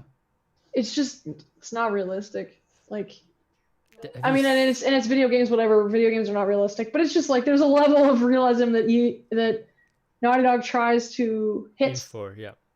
And a 70-year-old dude running around killing zombies just doesn't really quite hit their threshold of realism that they aim for. I talked about that in my recent trailer reaction, where like, so you'll see Joel come from behind Ellie, step on an infected and shoot him in the head, and I paused and I was just like, it doesn't make sense to me, because if Ellie's immune, it doesn't make sense for Joel to come in front of Ellie and put himself in danger to shoot, because now Ellie's a lot stronger than she was before. Joel is a lot older. Ellie is immune, so even if, and it's really likely that like the infected's on the ground, they could either scratch or bite whoever's like there. If that's Ellie, she's immune anyway. But like, why would you risk Joel? Like, I just feel like it doesn't make sense for Joel to, you know what I mean? It's an interesting thought. I hadn't really ever thought about that. Because it just takes one bite and Joel's infected. Yeah. Like Ellie. To be fair though, do they want to risk? Even though they know Ellie's immune, would you still risk it? Like emotionally, I understand. Like I'm protective of Ellie. I'm just thinking like pure logic. Yeah, that's fair. Yeah. I was thinking though that like, I don't know. And now that I say that, do you see Joel getting infected? Oh God. Right? What if he gets infected? Oh my God, I'm not ready for that. I don't want him to get infected. You want him? You want him to die as a human? Or of old age? I don't want him to die. Like, but okay. I feel like it feels like that's what makes sense, right? Like it just, I don't know. I you know what though? If Naughty Dog blows us out of the water and like we play the game and neither one of them die and it's just this whole other storyline, I will not be surprised at all and I'll be more than happy. But actually, Corey mentioned something in the chat that I think is interesting, which is like the whole thing about what we were talking about before with the YouTube chat. Yeah, the YouTube chat. You're reading the YouTube chat? I completely like blocked it out. What did they say? He was talking about when she walks away crying from Joel, and that's what we were talking about earlier. Is the argument? That argument? Yeah. I really think that, and he agrees. It's when that they tell the truth, and I think that he's probably right. I think that's, and I think it's a moment that is intended to just break that relationship between Joel and Ellie. I think it's going to be she's walking away from him and he's not going after her. He doesn't turn around. They walk away from each other. Wait, does and Joel walk away super or stubborn. does Ellie just just walks I think in the scene only Ellie walks away, but it's kind of implied that he doesn't go after her, right? Like he's not like, oh Ellie, you know, yeah, he he accepts it. accepts it and he knows, but like, oh man, I think it's gonna be. Hold on, sorry, I'm just making sure I press these. Oh, there we go. Oh yeah, you gotta do this. I love this scene in the main game though, when she talks about this with Joel. Yeah. Oh, like you play shit. that again after playing Left Behind. It's so heartbreaking. And like she's trying to have this really genuine conversation. She tries to bring up Riley to him like so many times, and he just doesn't. He kind of ignores her. He completely. It's such a genuine moment for her and him, and he just like kind of rubs it off, and it was just like, oh my god, like there's such an. Damn it. Oh, it's such an important moment. It's hard. No, I know you're trying to focus. You're trying to not die. Oh. But it's just crazy. Like this is video games, and like if the world went to shit, there's no electricity. Arcade games? Yeah, like no, but like how she's describing the game to her. Right. She's not actually playing it. Right. But. So okay, but back to what we're talking about, Joel dying. If Joel, like, for some reason I see him, like, I agree, like, he's in his mid-60s, like, his chances of survival are going down. I see him, like, being secluded somewhere. Have you ever seen Avatar: The Last Airbender? No, I haven't seen it. I'm supposed to see it. My friend has been giving me shit about not seeing it. Okay, I'm not gonna spoil it for you then. Well, okay, this isn't really a spoiler, but, like, I see him, like, being, like, just as an old man. At the end of like going through everything, he's just like in some, I don't know, corner of the world, cabin, whatever, and he's just an old man and he's just like waiting to die of old age or something. Like it, or he gets infected, and instead of killing him, they just like I don't know, maybe Ellie locks him up somewhere just to like, I don't know, like it's hard for me to see him just dying too. So I'm just thinking of other scenarios. I mean, that shock value though of him, like it kind of goes back to the first game, right? Did you expect that Sarah would die? No one is safe, right? Yeah, fair. I saw a theory that someone said that they thought Ellie died, and I'm like, it doesn't make sense. Too soon. It's too soon. If Ellie died, it ends the story. Like that's it. There's no more Last of Us games because Joel's too old, and Ellie is. I mean, a lot of people will disagree, but the fucking story is about Ellie. Joel is the driving factor behind the story, but the story is about her. You cannot have Last of Us without Ellie. It is her. It's her story. And if you kill her, the story's dead. There's nothing left to tell. Because, like, what else are you going to learn about? Like, there's not... Yeah. Like, she's what is so interesting and important about the first story, and... So yeah, I kind of like disagree with that theory that Ellie dies. And some people are like, "Oh, she must die at the end of the game." I'm like, "Well, if they want to just end the game, then yeah." But like, no way. Like, I don't.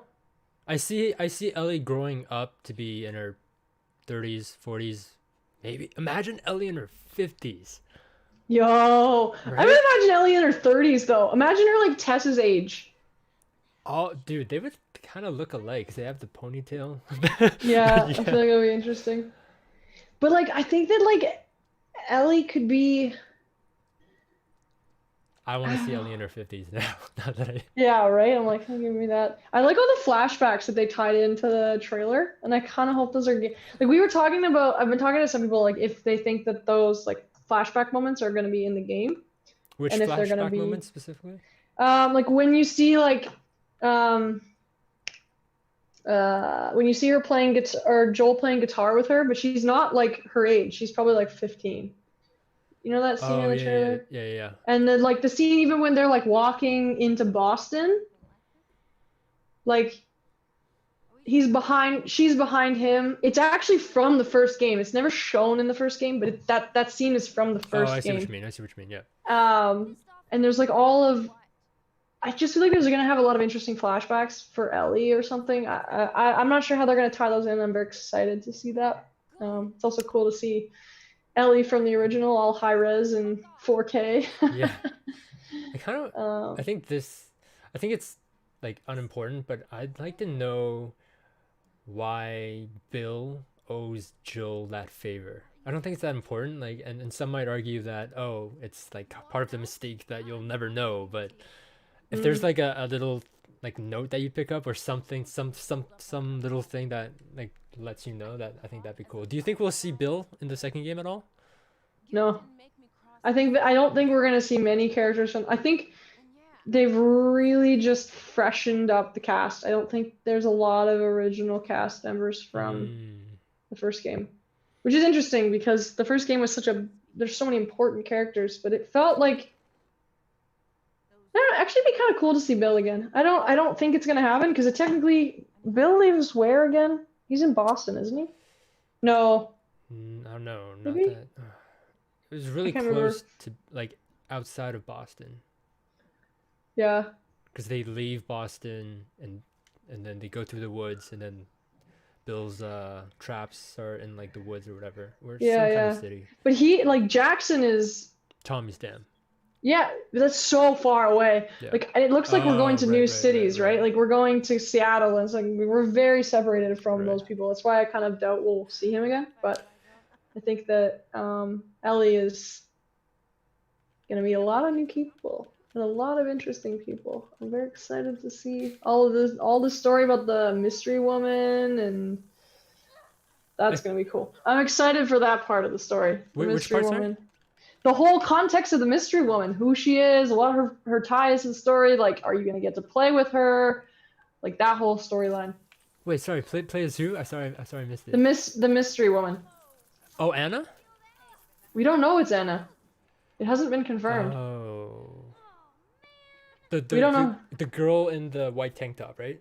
Or I forgot what she was wearing. I think she was about to be. Wait.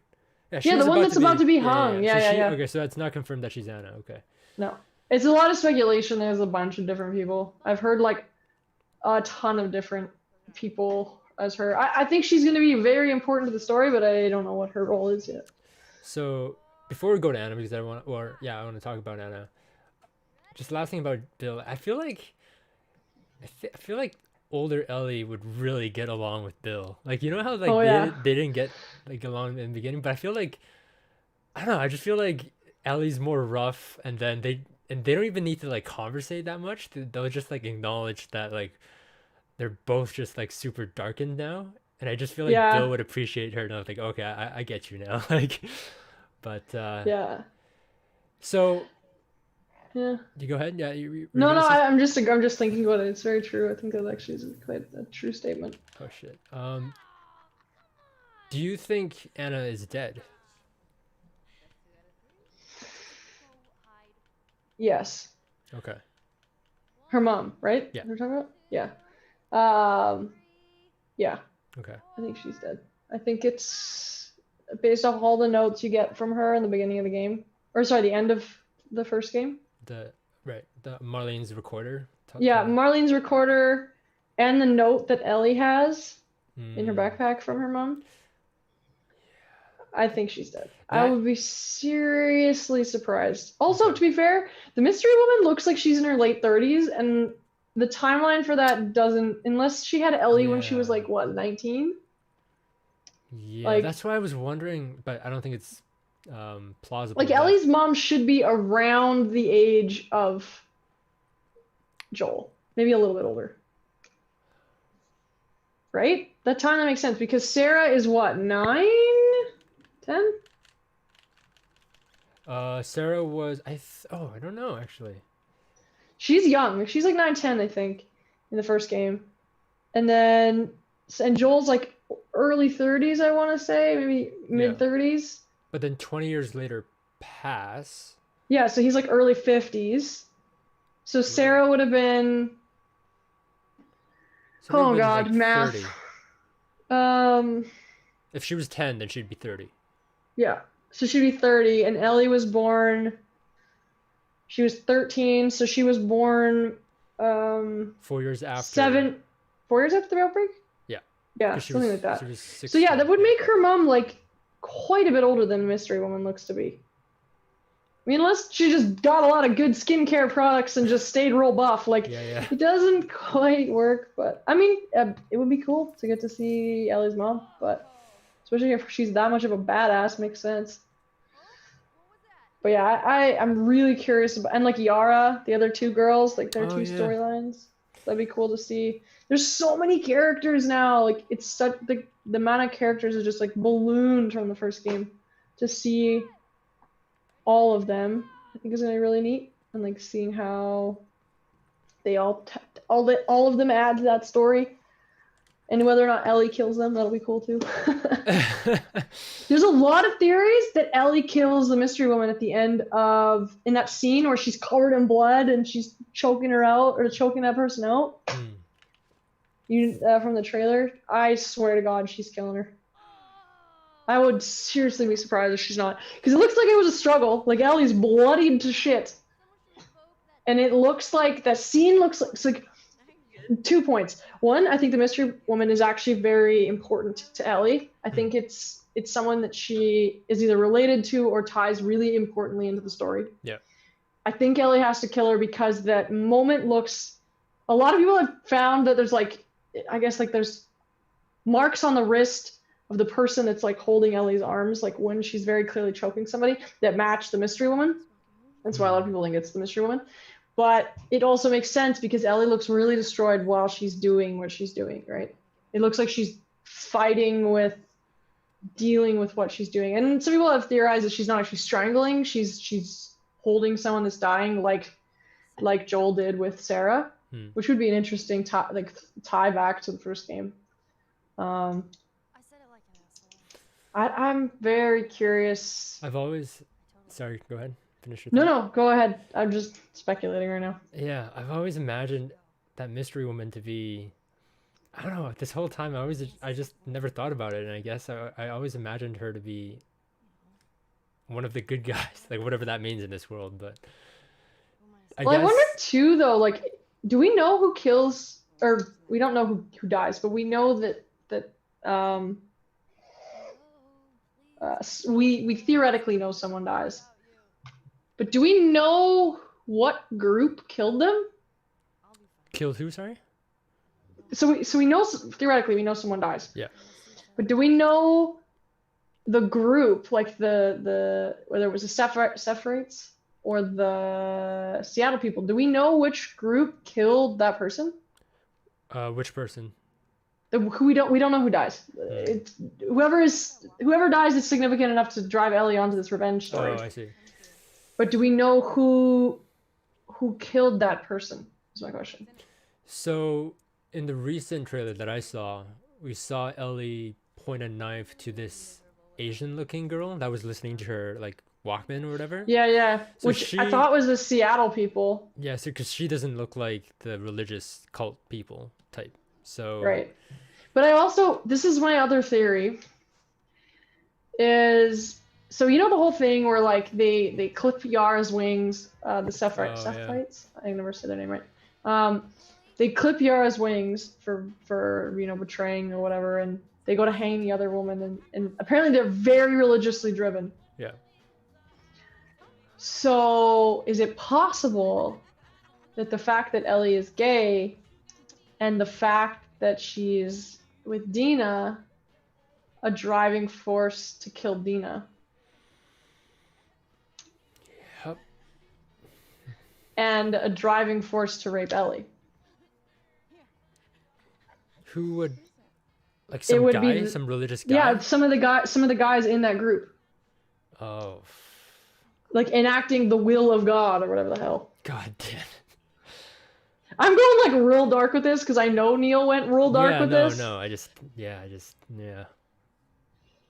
But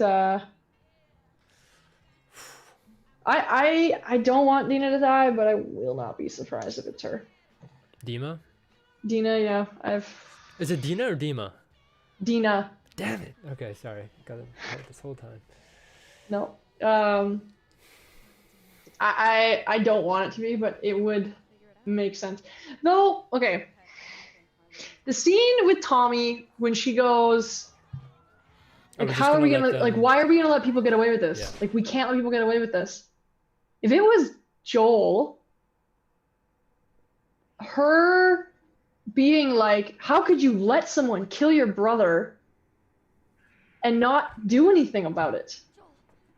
Like, her anger with Tommy about him not wanting to do something almost feels more justified if it was Joel.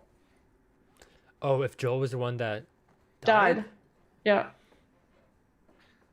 And her being like, yeah, no, it was like, why are you not more mad about this? Like, how are you not outraged at this? Like, Oh, yeah, I see that. I totally see that. right? I don't know. It just is. Yeah. It's hard because the trailers have shown both Dena and Joel in what we perceive as later in the game. Yeah. So it makes it hard speculating like which one's which, and it's hard to tell. Like, maybe there was a bunch of story. Maybe there is a bunch of story that happens before someone dies, and Yeah. like maybe it just hasn't got to that point. Like, I wouldn't speculate their timeline based on the trailers at all. Like, I don't. Yeah, no, I wouldn't don't at all trust either. them. But that's what I mean. That's what's so confusing about it, Yeah. because you're like, you think you kind of know, and then you're like, wait a second, I don't like. And like even Neil has said, we've showed you less than 8% of the game. Which I appreciate. Yeah, so it's like, I think once we play it, and you'll even see that like going back and watching like the trailers for the first game, is like the percentage of game that they actually showed in the first game's trailers is so tiny. Yeah. And it's like actually very much similar sections of the game that have just been chopped up. Yeah. Right? And So I wasn't, obviously I wasn't there when they showed the trailers in like 2013, but I think I've heard somebody say that they made it look like oh fuck, sorry. That when Ellie saves Joel in the hotel, that it looked like that Ellie was shooting Joel. Oh, if so that, and With the some people gun? have said that they like changed his eyes so it looked like he was infected. I've seen that too, yeah. If they duped us out and like maybe nobody dies, that would be impressive. God, I shot the arrow. God. Oh wait. Okay. Sorry. Are you playing on normal right now? Yeah, no, my controller ran out of battery. That's why I wasn't shooting the arrow. I was like, I'm just charging. All right. There. No excuses now. No excuses. Yeah, I think that it's. I would be. I'm excited. I'm excited to find out. I'm curious how far in the game I have to get to this point, because it's the thing I've been avoiding on the internet for so long that like I need to know, but I'm also like scared of finding out. You ready to? Yeah. I'm excited to see how that story plays into the overarching narrative. I really think I think she's gonna get really fucked up though. Like if someone doesn't die, which would be really interesting, because they've really made us believe that someone dies. Yeah. They gotta do some fucked up shit to Ellie to make her like, I don't know. Well, and the whole thing what Haley said about like Haley got a character pregnant. Sorry, say that again? You saw that whole thing that Haley said. This was a while back. This was like 2018, I think they were talking about it. But she was like, I may have got a character pregnant in Last of Us. Was that a So I'm tweet like- or something? No, it was like in a live interview. Oh, interesting. And so I'm like, okay. Wait, okay. Do you remember the photo of a girl that we speculated was either Ellie or Ellie's mom, like pregnant in Uncharted Oh, yeah, 4? yeah. Who do you think that picture is? I wonder if that was even part of the second game. I saw that too, and I was like, was that like a throwback to like when Ellie's mom was pregnant? Or was that like actually in the second game, which would be interesting. I mean, maybe it's, but who is still connected to the story that would have known Ellie's mom? There's like nobody that we know of, at least. Because Marlene is dead. Yeah. So who else would be connected? So Unless, okay, this would only work if Ellie's mom is still alive and she meets her mom. And then they could have a flashback of her pregnant with Ellie, which would make all that kind of tie in together. I'm sorry, can you say that last part again? If Ellie's mom is alive, the whole, like, that there's someone pregnant would make sense. Like, there's a flashback to we see Ellie's mom pregnant, like, with Ellie. Yeah. I really don't like the theory, which I've heard a couple times, which is that, and I don't think it quite makes sense, because, like, I don't know how it would work at all in the story, but, like, I've heard the theory that, like, Ellie gets raped and gets pregnant. Yeah. But I'm like, okay, so how the hell did they show that story? Like, how does she get rid of the child? Or, like, if she doesn't get rid of the child, how does she, like, be this badass? Like, it just doesn't make quite sense. I mean, they could do it to someone else, right? Like, you could do it to Dena. Yeah, I was just gonna say. Oh my god, if Dena got pregnant with like Jesse's baby, I'd be pissed. You'd be pissed? I'd be pissed. Come on, man, don't take away the one, like. Oh, I'd be so mad. Yeah, You got a bunch of new people in the chat. So a couple things. You know how Marlene says in her final moments, referring to Ellie, like when she says it's what she would want to sacrifice herself to make the vaccine. Mm-hmm. Had she not been, unconscious and, she was all awake and everything, and had they had to ask her, do you think she would actually be like, okay, I'm willing to sacrifice myself for the vaccine? I think we kind of talked about this in the beginning, but yeah, I think so. I think she would have had no problem. I think she was at that point resigned. I kind of believe that she knew she was gonna die. Which is like. Oh, for the vaccine, you mean? For the vaccine, at least she knew that it was a possibility. Yeah. Right, like, because what does she gain out of that, right? Her best friend's died, so what the vaccine's gonna help who? Like other random people that aren't attached to her life? Like, there has to be a driving force behind why Ellie would actually really want to help. And if it was, well, if there's the last thing I can do in this world is to help people and I'll die and I'll end up being with Riley, then that makes sense, right? Okay. But yeah, it seems like really, I'm curious how many people we're going to encounter that we can't, like, that we don't actually have to kill. You know, like the option where you can kill the nurses and the doctor or whatever? Yeah. I'm curious how many of those encounters we're going to have in the next game. Is there going to be a lot of optional killing where you can just not kill them? And Ellie does anyway because she's just ruthless. But I don't know. I'm curious to see how that plays out. And, like, what do you think? Do you think that I've heard that you can get through the entire game without killing a dog. I haven't heard necessarily the same thing about killing people. I was like, I thought you were gonna say people. I was like, I don't know about this next one. I mean, especially because she's seen killing people in, like, cutscenes, so I think that there's, like, kind of unavoidable, but I would like to, like, not be able to avoid killing a dog. Not because I, want to see that or anything, but just I like that they don't shy away from stuff like that. Yeah. So I think it's gonna be very hard to not kill a dog, to be honest. Yeah. It's like the same thing. I've heard the same theory with this game, right? Like, you can go the entire game and not kill anyone. You can just, like, stealth the whole game and never kill anyone. And I'm like, that is hard.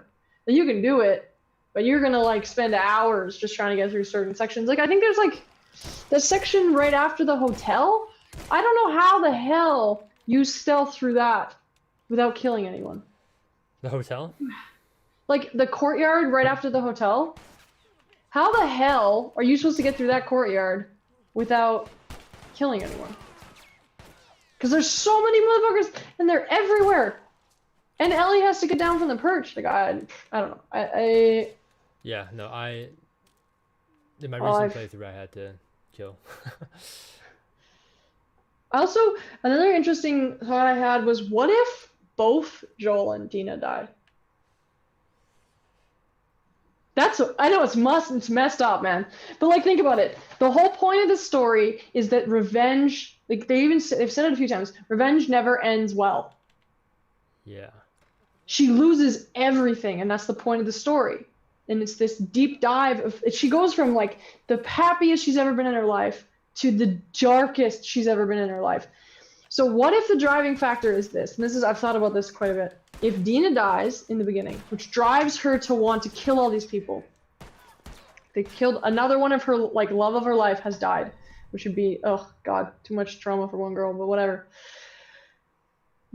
And then in the quest for revenge, Joel eventually meets up with her and helps her.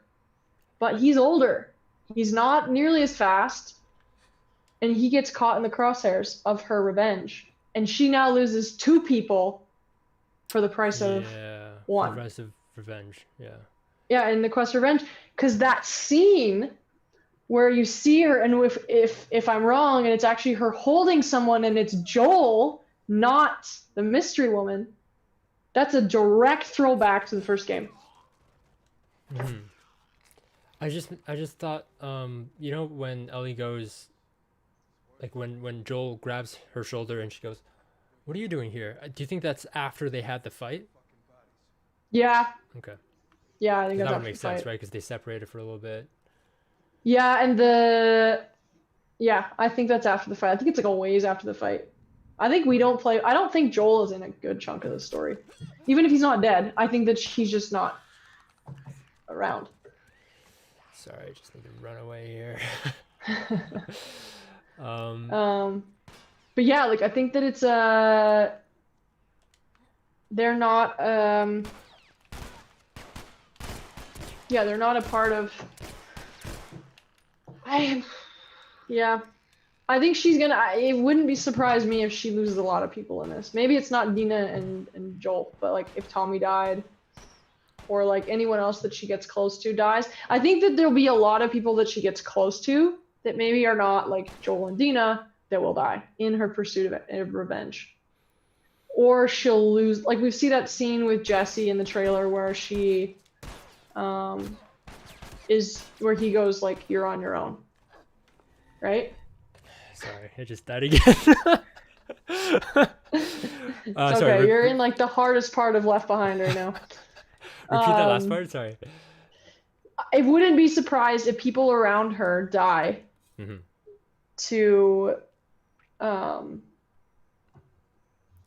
this revenge cause, right? Well, it's interesting. Someone in the chat put, "What do you guys think about the focus of humans instead of on the affected?" I'm okay with it, honestly. I see a balance. I mean, they're introducing new levels of infected, right? Yeah. And so, and I think, do you think that dogs could be infected too? No, I'd be surprised if it crossed species lines. I think we would have seen it a bit in the first game. Though there is a new enemy type that we haven't seen any of the trailers yet, apparently. What enemy type? A new enemy type. We just haven't seen it in the trailers yet. Oh, that they just announced that there's going to be a new enemy type? They said it in one of Neil's, like, behind the scenes or whatever. He says, "Oh, I see. You know, we've got these new types of bloaters. We got all these guys and dogs and stuff." He's like, "But we'll leave the last enemy type for you guys to find." Okay. So there's another enemy type. I think it's gonna be an interesting balance. I actually prefer, and I'm gonna be weird probably, and I'm probably one of the odd people in the community, but I actually preferred the human fights. Interesting. Versus the zombie fights. I see what because with a sane human, you feel the threat. It's a different type of threat. Like with the runners, like, "Oh, you're just a zombie. If I kill you, it doesn't matter," and you're just, it's your instinct to kill or whatever. But if it's a human, it's like, they're sane, but they still want to kill you, and they might do other things. So I can see, the different. Yeah. Yeah, and I think that that's going to be an interesting plot point for this game is really shifting the focus from infected. Though like I said, I still think that they're going to be a pretty big part of the window. Yeah. Hot as hell in here. Computer's going on high right now. But yeah, I think that it's going to be a pretty large part of the story. But I think that there'll be more human interactions, and they're going to be an interesting shift from what it used to be with the first game. But I mean, if the game is as big as they say it is, it's possible that there's still the same level of dynamic between like zombies and humans. Yeah. But it's, maybe it's just more balanced. Maybe they're more intermingled, right? Like there's that whole scene in the trailer where she's like running down a hallway away from humans and she turns the corners and it's bloaters. So maybe it's just more that they're more intertwined like they are in Left Behind, where you go through these places and it's and it's zombies and it's humans. Yeah. It's not just like one or the other, which I felt in the first game kind of felt a little weird. Like there's definitely moments where you're like, how are these guys just so separated from infected? Yeah. And I mean, maybe that's just like our conditioning from like Walking Dead and games like that, or sorry, shows like that, where like the zombies and the humans are so interconnected. But like there's like whole sections where there's no zombies in the game in the first one. Yeah. But and then there's whole sections where there's no humans with the zombies. So it's like, I think Left Behind, like there's a few moments in the first game, but Left Behind really ties those two in a lot more. So I don't know. Like imagine if you use them as a weapon. Like that's never really been explored in the first game. I mean, we use like infected, right? Like we see it a little bit in this. Like Ellie uses it on these guys, like you just did, right? Yeah. You let them kill each other. And I think that Neil even talked about this a little bit, which is that you can use infected to kill enemies. Like you'll come into environments and you will see like there's an infected and there is an enemy type, and you can just let them duke it out and kill who's ever is left over, or you can charge in, depending on how difficult you want it to be. So maybe that's the dynamic. Maybe it's just more intermixed, which maybe feels a little more realistic. How do you feel about the dogs in combat and them being able to smell you and stuff? I think it's going to be a lot harder. I think that normal is going to feel more like Survivor, and like easy is going to feel like normal. So I'll be really curious to see how they've tie that in. I'm like a little bit nervous about the difficulty level. I'm probably going to play it on like normal for the first round, because I think it's going to be hard enough with like learning the dogs can smell you and the AI is smarter and like the zombies are smarter. Like I think that the combination of all that's going to make this game just so much harder than the first game. And like I like that you have like Joel's like Witcher sense or whatever with the like being able to see around corners and stuff, and like actually see your scent path, which is interesting.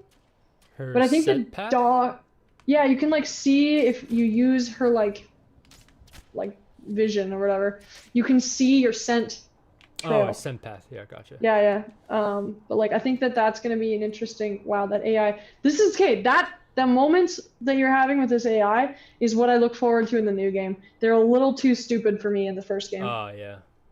Like you shouldn't be able to shoot a dude in front of the other guy and he doesn't notice, even if you're using a bow. Like if you shoot him while he's behind his buddy, then fine, I'll let that one go. But like if they're right in front of each other and you kill one with a bow and one not, like I'm sorry, you shouldn't. Sorry, you'll see me get surprised in a second. Yeah, there was a time when I think it was what was I doing? I was in a hallway and then there was an enemy coming towards me, and then I throw a brick or a bottle right across their face to distract them. And they actually walk towards the bottle, but like I threw it right in front of their face and they just like, yeah. So like it's moments like that where I'm like, I hopefully in the part 2 they smarten up. But it's hard. Like there's that dynamic of like we joke about it in development. It's like there's a dynamic of you actually are working to make the AI stupider, not smarter. By default, they're smart as hell. And they're way too difficult to defeat. Yeah. But how the level you dumb them down is what is where you have to find that happy medium of like, okay, well, what feels appropriate for like the player level, and like, yeah, we can make them super smart. We can make them find you super easily. Yeah. But that's impossible to play, and you're never gonna beat them because they're smarter than you because they can see through walls and they can do all these other things. So it's like, how stupid do we make them so that it still feels fair and you still feel like you have a fighting chance? So I think that they kind of just like pulled back on the stupidity a little bit and maybe just like allowed them to be smarter. I mean, obviously that's a very dumbed down version of the complexity of their AI system. But yeah, I think the dogs are going to be a nightmare. If I'm being honest, and I have a dog, so it's going to be like hard to kill a dog. Especially like that moment where like if you kill a dog, their owner cries out their name. What? Yeah. Did I miss that too? Was it in the trailer? Yeah, it was in. Okay. Yeah, it was in Neil's breakdown of the gameplay. It wasn't maybe in the trailer, but he talks about like how if you kill a dog, their owner will cry out their name, and like, and if you kill their buddies too, same with humans. Like if you kill their buddies, if they find them, they'll cry out their name. That I. So it's supposed to connect you more to like the brutality that you're committing. But like killing someone's dog, Lord, it's gonna be difficult. I'm not ready for that. Why do you think Ellie wears a mask in the trailer? Oh, because Dena doesn't know that she has the. Oh, so okay, so you think she's hiding it from her? Oh yeah. Okay. I think that they've even said that too, though. I think that they've said that because Dena doesn't know, Ellie has to hide from Dena. I think there's gonna be moments though where Ellie is challenged to not say something to Dena and tell her that she's immune. Like maybe Ellie gets bitten, or maybe Ellie's mask breaks, or something, and she has to go like, "No, I'm immune. Like you don't have to worry." Do you think it's because they've only dated for a short amount of time that she's like afraid to tell her, or do you think it's actually something to do with Dena that makes her scared to tell her? I think it's almost bigger than that. I think it's Joel has ingrained in her that if anyone finds out, and she's seen firsthand, right? If anyone finds out she's immune, they'll kill her. But what about Kat? Kat, that's where I want to know. That's how I want to understand how she tied into that story, because Kat knows. So where did Kat come from? Was Kat in Jackson before they got there? Did she come later? Like, what's her story and how did that tie in? But like, that's what I'm really, really curious to see, is if, you know, if Dena finds out and if she's going to be able to keep that secret from Dena, or like, because as far as the context of the story and is from what I understand is, yeah, Dena and Ellie are early in their like relationship, but they've been friends for a long time. Yeah. Right. Like it's their friendship is developing past friendship, but they're like best friends, right? The idea that Ellie is holding anything back from Dena is a big deal. Sorry, let me just kill this guy. Oh, good. What do you think, though? Do you think that Kat's story is going to be in the next game, or do you think it's going to be something that they like, kind of talk about, but they don't really? I could see it being something. Oh fuck! I'm sorry. Oh, you're good. Nope, I'm done. Okay. I can't do this at the same time. It's all good. I'm the audio filler for while yeah, thank you. I appreciate it. I think at the very least it's going to be referenced. I wonder when in the entire timeline she gets the tattoo, and yeah. Like it would have been pretty early in her arriving to Jackson. And also the tattoo's pretty faded too. Like, it looks like that tattoo's been there for a while. Okay. So I feel like she must have got it. Oh. It's funny because I'm seeing it like 10 seconds after you hit the thing. Oh, god damn it. Okay. But yeah, I think that it's gonna be later in the storyline. Oh my god, I'm so ready for this game to be out. Sorry. This is gonna be so hard, honestly. I'm impressed you're doing this well. Like, I would be like so dead. Oh, our girl. It's gonna be weird dying as Ellie like consistently through the story, right? Like we're used to Joel dying. Like he dies so many times in the first game when like while we play, but like it's Seen our girl get like ripped up by a pack of clickers. Marlene's prediction is gonna come true. I wish you were right here so I could give the controller. I know, I'm like, just give me the controller. Kidding. Honestly, I haven't played through Left Behind in a little bit. I wanted to play it again. I wanted to finish Grounded before the new game comes out, but I've been so busy with work. Okay. Not bad. I can't complain. I'm one of the lucky few that gets to work during all this, but it does kind of feel a little bit, I don't know if ironic is the word, that Last of Us is coming out in the middle of a global pandemic. I know, right? I started The Last of Us in March, and that's when like quarantine was happening, and I was playing the first part in Boston when they were leaving the quarantine zone. So it was just like everything was just like right together. So yeah. Yeah, it's crazy, right? Like you think about what's going on in the world. Like this, I mean, obviously, like this is so out of beyond what anyone could have predicted would happen. But it's just like the coincidence that this is happening at the same time is crazy to me. Okay. It's a whole new world. I forgot there's infected here. Oh right. And yeah, there's the you know, the military, martial law in states, and everything abuse going of on down power. there. Yeah.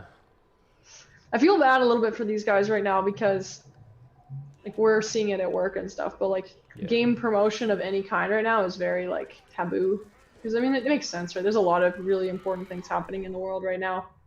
But like to have to try and promote a game that you've already postponed twice. Yeah. And not be disrespectful to what's going on in the world, I think is very difficult. Yeah. I think yeah, go ahead. I just think that they're at a point where they need to get it out. They can't wait any longer. Like they've already dealt with spoilers being released and all this other stuff. So it's like they just need it like released, and they can't wait any longer. But they can't do a ton of promotion for this either. Yeah. Like honestly, the promotion around this has been pretty low key. Yeah. And I think it's just that they're doing well off the fan bases, and then the fact that games was selling well before all this happened. And people are also bored and they need something to do. That too. But I see a lot like I don't know how I'm still like on Twitter. I haven't seen any spoilers from Twitter. Probably because, you know, Neil hides the comments. But yeah, I've seen a lot of like, cause you know how game journalists, they get the game like a week or two earlier and they get to play it. Yeah. So there's a lot of talk over that. Like obviously they're not spoiling anything, and Neil is retweeting their reviews and like stuff like that. So I'm seeing a lot of that online, but obviously not, I guess, conventional media tours where the cast is doing interviews and stuff like that, I guess. Yeah, and like game release tours and stuff. Yeah, that's very true. What was the thing you were just mentioning? Yeah, like I was reading, I haven't read reviews, like I've seen like what people scored the game, like 10 out of 10 or whatever. Yeah. But I haven't been like reading the reviews because this is still too much spoilery stuff everywhere. And even if it's not spoilers, I'm still trying to like limit the amount of like information I take that's not directly from Naughty Dog. Because I want to have a pure experience as much as possible. Yeah. I was even like annoyed that Troy showed the start menu. I don't know if you saw that. Like, oh yeah, well like. they were Naughty Dog officially released that they could show that. Okay. So it was released by a couple streamers, I think, too, that got early access. Okay.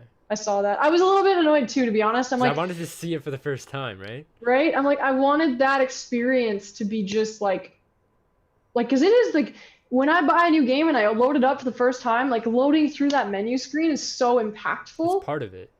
Yeah, and it's like it's a part of the journey that you go on, and when you dive into that story for the first time. So yeah, I wasn't very thrilled about that, but I get it. It's promotional and they need to do the work and whatever. But yeah, I really didn't want to see that right before playing. But yeah, it would have been interesting to see this, like how the marketing went.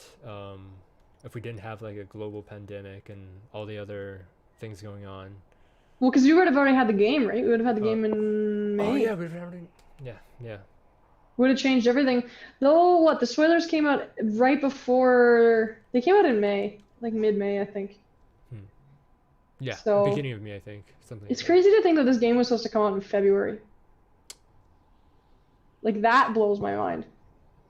that. Why? What do you mean? Because it's like imagine this game is 4 months old already. Oh, yeah, yeah. Like my brain can't wrap my head around like how that this game is coming out in June now.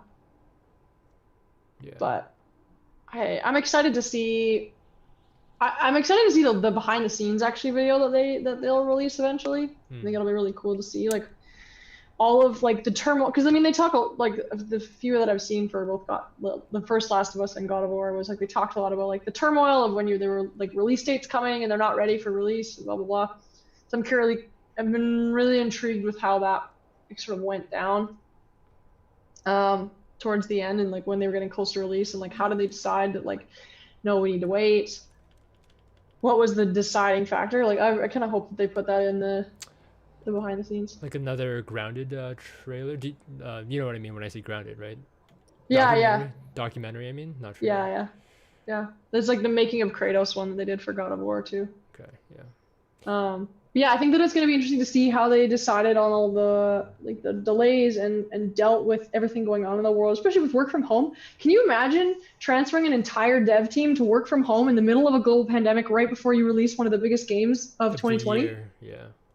I cannot imagine trying to do that during this. Like I'm working right now developing a game and like holy crap, work from home is like EA's mastered that level, but they were already equipped to do it. But like I see all these other studios that are trying to make it work, and like if you had a game that was set to release like during all this, which they did, the headache of that and handling that, like so, I mean props to the devs. These guys are like workhorses because that must have been some serious overtime and serious like extra work. But I think that that's what people love about Naughty Dog is that these guys put the work in and they get that they're working on a Naughty Dog title. That this is gonna be a big game, and I don't think anybody goes into Naughty Dog expecting to not work. Yeah, overtime. There's a lot of like talk about like crunch and how like Naughty Dog is exceptionally, I don't know, worse about crunch time and all that. So I don't know. You work in the industry. I was pleasantly surprised when you said EA, has the reputation of treating their employees well because of all this like controversy of like crunch time is abusive to workers or whatever. I mean, EA, I only know this was long before I ever worked for them, but I know from like the lawsuit and stuff. So they got sued for overworking their employees. EA did? This was years ago. This was like 2006 or some shit. They got sued for overworking their employees. And they were a public company, which means they have to abide by what the what the settlement is. And the settlement was they were not allowed to have all this extra overtime. So that's why they're actually very strict about not working overtime at EA. But it's different. Like he has a huge company. There's only like 20,000 employees worldwide. Naughty Dog is a very small company. Yeah. And so when you're making a game that's bigger than most games studios put out with a much smaller team, that to the caliber that Naughty Dog is like aiming for. Yeah. I'm sorry, and maybe I'm biased, but if you're not going into that studio knowing you're gonna work your ass off, you're a little delusional.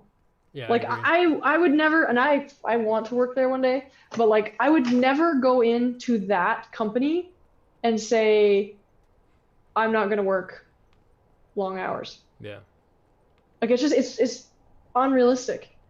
Like I think what a lot of people have missed and I've been more awoken to it with everything going on and Naughty Dog getting so much shit about crunch is people don't understand what it takes to make a game and how much work, especially a game that's this polished, and to release a game with minimal bugs. And people think there's a lot of actually I don't think anybody really thinks there's a lot of bugs in Last of Us, but there are bugs. Like shit happens, whatever. Yeah. But to release a game that's this clean, with this few bugs, of this caliber, with this quality of content, you are working your ass off 24/7. And I think it's just something that you kind of know. And the thing is, the industry is so big that if you really don't want to work on something this big, like you work somewhere else. Yeah. You don't work for Naughty Dog, and that there's enough other options that you don't have to work for the dogs. Essentially, you can work for someone else, but you aren't going to be making The Last of Us, and that's okay, right? Like, but that's why there's so many young people that work at Naughty Dog, right? Like they are willing to do the hours. Crunch time isn't that big a deal, but you see it rub a few people the wrong way, and it blows up. Yeah. But I'm like, I don't think people get how much crunch time actually exists in the industry. And the fact is, players want a game. Yeah, they're okay with, they're like, oh, it's okay. It takes, 7 years to make. If you wanted to make a game like this, to this quality, without doing crunch time, you're looking at 10 years of development. Are you willing to wait 10 years for the sequel? Probably not. People will say that they're willing to wait 10 years, but that's not true. Yeah. You'll lose so many people. Yeah. And like, look at Cyberpunk. Cyberpunk's in that they're 12 years into development. Is that Cyberpunk a sequel? No, it's an original game. Oh. It was, they talked about making this game for a long time, but Cyberpunk has been in development for 12 years. They, they keep saying it's going to come out, it's going to come out. But like, I don't know. The hype for me on that, I used to be really excited about that game, and the hype for me is just really gone because I'm like, I don't actually know that it's going to come out. And I think they've worked fairly hard to not have a lot of crunch time, but it kind of goes to show when you want to make a really high quality game, it's gonna take a lot of effort and a lot of work. So I think I don't give them, I take a lot of what people have said about the overworking with an intense grain of salt, because I've seen it firsthand. I've seen what overworking looks like, and it's not at all what was described by the one employee that was mad about it. Yeah. So, my 2 cents. I know people will probably disagree with me, and I agree. Whatever. But I think I don't think you walk into even Santa Monica. I don't think you walk into studios like that and expect to not work crazy overtime. At some point, I don't think the whole time you work there is going to be like that. But yeah, you may work 3-6 months of that, maybe a year if you're a little unlucky, but they work very hard to make this game as good as it is. That's why I feel bad when people give it such a hard time. Like, not that it's got overwhelmingly positive reviews, so I'm excited about that, but people that, that they shit on the game so hard, but they're not willing to, like, really back up what they're saying and have any, like, contextual evidence as to, like, why they're not a fan of a game. I don't know. Do you remember where the fucking key is? I've been running around for like. I'm like, I've been wondering what you're doing. Like. The key. Let me think. Goddamn key. Oh my God, where the hell is the key? 'Cause that's what I'm supposed to be looking for, right? Is that what she said? She needs the key? I think we were talking when she was talking, so I have to go completely based off of memory here. No, but she locks the door and has the key. Then what am I missing? I wonder if and it won't let you interact with it? Because it's supposed to be once you kill all of them, you can go and interact with it. Right? Okay, I'm gonna go back, but I'm pretty sure. Maybe you didn't kill someone or something? No, I've been running around like crazy. There's no way there's still somebody here. What? Unless there's like I encountered a bug? Wait, you know what? I think, am I able to restart encounter? Wait. If I restart, am I gonna have to? Yeah, I'll have to do all of that again. No. Okay, wait. Let me just think about it for a second. I mean, I could, but I have to think who was the last person that I killed.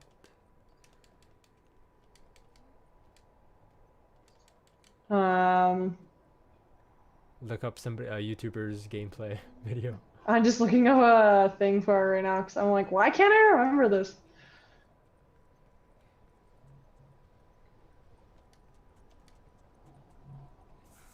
Who was the last person that I killed?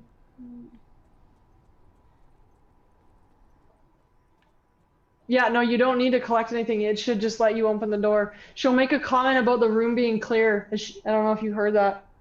I'm like, as far as I remember, there was no key, but But and the it won't room's let you clear. just like go to the door, see if you can like you can't find an interact. Nope. It should be a triangle. Try shooting it or something. No. I remember there was. That'd be cool, but I don't remember that being a thing. That'd be kind of a cool mechanic. Shoot the lock. Yeah. You might have to restart the encounter. Do you think is it a bug? You think? Yeah, I think it's a bug. I think Wait, it didn't what? register that you finished the combat. I'm doing it. How far back am I? Oh fuck! It's the whole thing. Good luck. I'm speedrunning this. Let's do it. I want to see this. We should watch the trailer after it. I want to show you that moment that I was talking about earlier.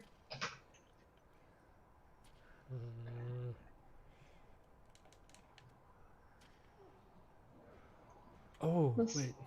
No. Okay. I was thinking, do I let them open the door? But it's like, no, Joel's inside, so. That's No, not no, a you thing. have to kill them before they open the door.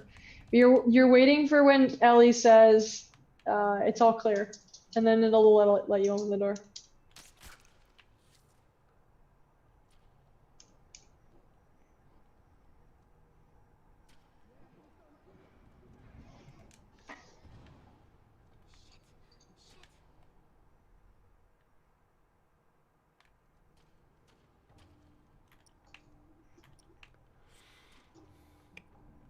Nope.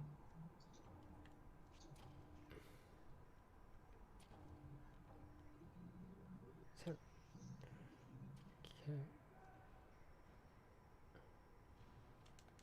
Now or never. You gotta. No, you got it.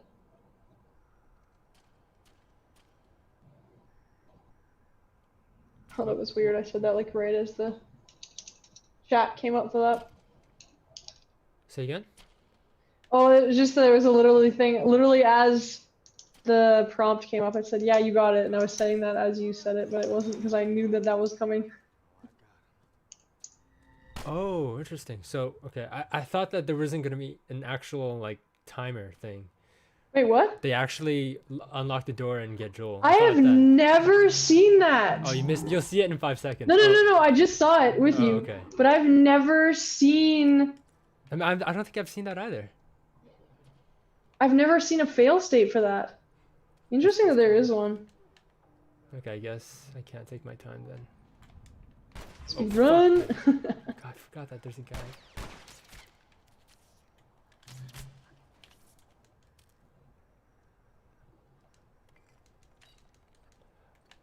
Oh, you know what?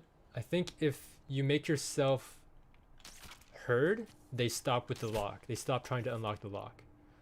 Maybe. Yeah, that's probably what it is. Thank God that dude is just fucking in a Oh, marathon. God. What is your favorite, bricks or bottles? I think bricks. For some reason, I just see them as more solid. Yeah, I feel like when I use a bottle, it like breaks so quickly that I Yeah. just never get like a brick. You can get a couple. I just feel that. I don't think that's necessarily true, Yeah, it's just the, yeah. but it's yeah. I agree. I'm a brick person myself. Are you gonna have a drink with Ellie when you play? A drink with Ellie? What do you mean? When she's drinking whiskey in the game. In The part second, 2? second, yeah. Did I miss that again? Where she's drinking whiskey? Or are you talking about for your playthrough right now? Whiskey. Well, yeah, no. When she's talking to Jesse, she's drinking whiskey. Oh, yeah. I'm so drinking with Ellie in that moment. I'm gonna have a drink, gonna watch our girl, live out her dreams. I actually did see there was one reviewer that had said, you know, there's a lot of people that talk about the darkness of this game and the really traumatizing parts of the game and all of that. But what a lot of people haven't talked about is the sweet, tender moments that Ellie and Dena have, and the fact that you will never see Ellie happier than she is in this game. That's the And I think other that's thing, what's. yeah. Sorry, go ahead. No, it's just when Neil says the first game was about love, the second one's about hate, I was like, Yeah. Like the first game was already pretty like angry and vengeful and stuff like that. Like you're to make that comparison, like the first game is about love and the second one's about hate. Like how much more are you guys gonna push it? But I look forward to it. But I think we said like to each other before, we do just want like a happy ending for these guys, even though we enjoy like the tragedy of it all. We do want to see them like have a happy ending. Like that's what I'm really curious about with the second game is like, are we gonna like at the end of the game, are we gonna walk away Happy, with this? yeah, Yeah, with this intense either cliffhanger or like darkness. yeah, like the first game, like the ending. Yeah, because the end of the first game was kind of positive, right? Like it was yeah, kind of like fair, yeah. it was like, yeah, Joel lied, whatever. But Ellie's alive and he loves her, and she's his daughter, his surrogate daughter, and like they're gonna start this. Finally, her life is about just living, and it's kind of this beautiful, tender, sweet moment the two of them have. And then you see this game, and you're like, how are they gonna like go from the extremes? Yeah. I'm a little scared. That makes me think that the ending is not going to give you the same feeling as the ending in the first one. I wouldn't be surprised. I think it would. You think it might? Oh. It could? No, I think it wouldn't surprise me if that was something that, yeah, if it ended really dark. And we see that like the next game is about the redemption, right? It could be like love, hate, redemption, or like, kind of would make sense. I don't know. Okay. But like, if Ellie is redeeming herself, there has to be someone she's redeeming herself to. Right? Yeah. So who is that person? Is it going to be Joel or is it going to be Dena? I'm dying to know the level of, like the level of, what is it called? Wow, my brain is like super slow right now. The level of, like the amount that Dena is in the game for the second game. I am just dying to know. Is she like a small character that we see for short periods of time? Does she play a really big dynamic role for Ellie? Is she the driving force for the revenge? Like I'm dying to know that. And I've been ever since they showed the Dena and Ellie moment. Been dying to know that contextual story point. Also, it looks like the melee got a little bit better in the second one. It looks like it's more dynamic. Versus like the same like choke out thing. Looks like we've got a lot more like options for killing people. I hope you get to move when you're choking someone, because in the first game when you choke someone, you're not allowed to move. You have to wait until you're done choking them. Yeah. Because like I just hope that there's more options than just like cause like I guess we don't have shivs in the next game. Right? Wait, what? Because Ellie has her knife. Why so unlimited shiv. Yeah. Okay. That's my theory, at least, is that we don't have a shiv. Because Ellie has her knife, right? She just... Maybe instead of choking people, she just slices their fucking throat. Ends their lives. Ends their days. Wouldn't surprise me at all. Is that it? Nope. Oh. Oh.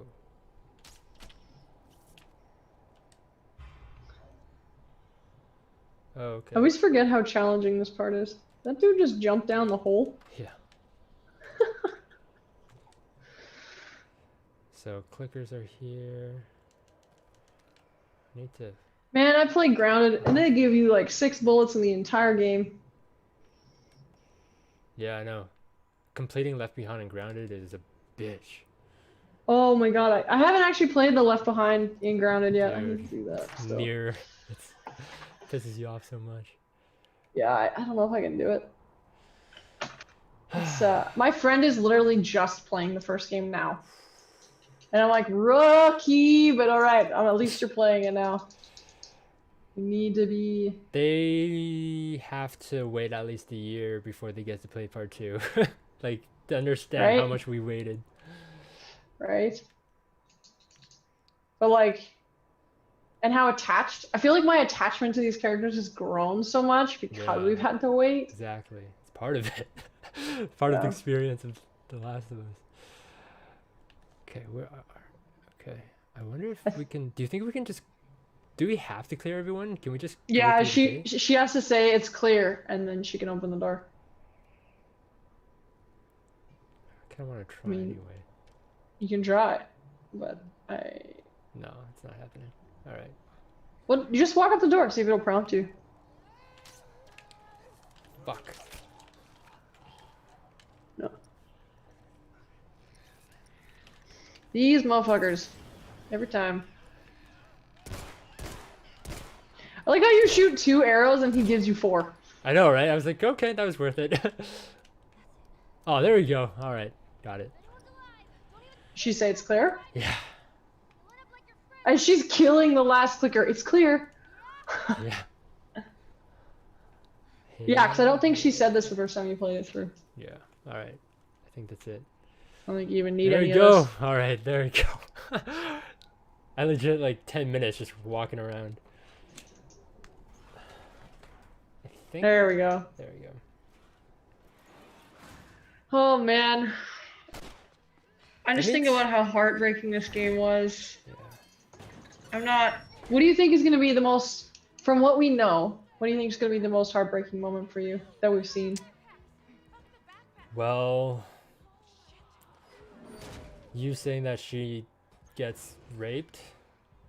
If that happens. Dude, okay, because you brought it up, that makes me my heart like prepare myself. So like that makes me go like it's gonna happen because I'm preparing for it. If it doesn't happen, I'll be very happy, but will not be Yeah. surprised if it does. Okay,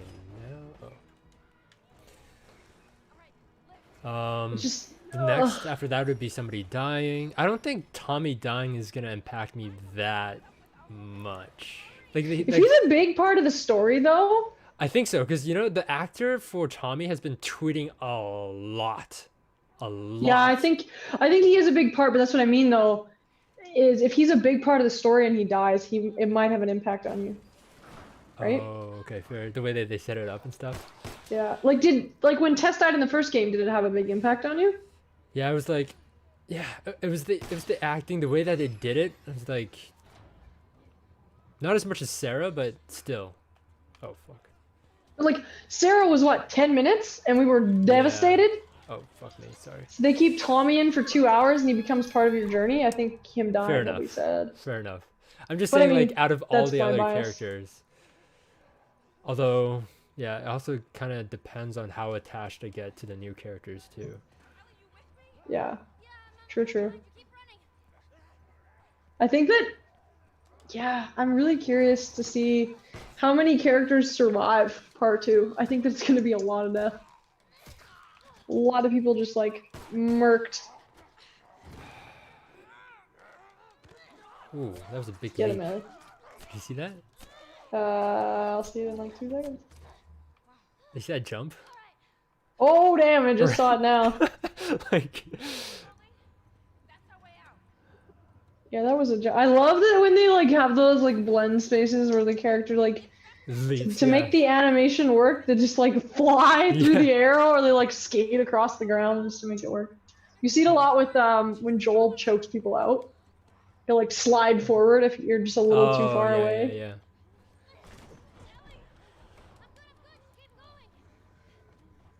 This was such a fun part of the game to play out, but it's like also so like scary in That's a the good sense glance that backwards, just for the audience. Oh my god, look at that, look at that, look at that. Oh, fuck me, why did I do that? Oh, I'm so stupid. I do that a lot in games. I sometimes die just to see what it looks like to die. I mean, sometimes the first time I saw Joel gets his head ripped off, Yeah. I was like, God damn! Like I didn't see that for like I don't think I saw that until one of the last floaters. I was like, they can rip his head off? Yeah. Because like I usually died to like the spores or like another zombie just come and get me. Oh. Mm. And that's where she gets bitten. Yep. They do a very good job of like showing where it happens, right?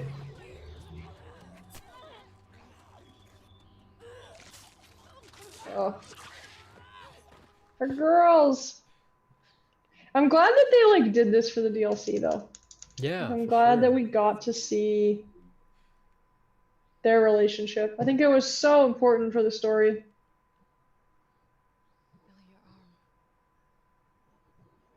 I don't know, after what we talked about, you think that she killed Riley?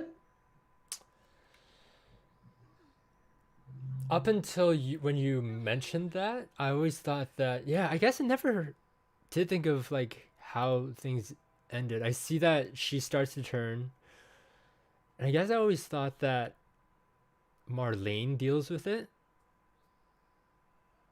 Maybe. I actually haven't thought about that. That's possible. Or the Marlene just military, like, or like the Fireflies. And maybe Marlene kind of like takes Ellie away when Riley. There's so many possibilities. I don't know. I always imagined it was like, because they say like, oh, we'll like spend our days together, whatever. I always imagined it was like the two of them went off, did their like Their last days together. their last days together, and then it hit a point where like Riley turned, and either she left her, Yeah. or I mean, she could have left her because her whole logic would like with Sam when she talks about how like she doesn't think that they exist anymore. It could be like, yeah, they're gone, right? So even though she didn't kill Riley, Riley was gone. Yeah. I wonder, do you think they'll tell us, or do you think they'll just leave it as a? I think they'll leave it as a thing for fans to ponder. Yeah. I don't think they'll ever. I don't know how much they're gonna circle back to the first game. That's why I'm also curious though, like, or also skeptical of them bringing back many characters from the first game, because they have said that you can play the next game without have playing the first game. Oh, did they say that you can? Yeah, and you don't need the context from the first game to understand the second game, though it would help obviously. And I think it's kind of stupid to play the first without the second. Yeah. Or sorry, play the second without the I would first. not let anybody that I know play the second without playing the first. Right? Yeah, I'm like, no, you have to understand where the story Yeah. comes from.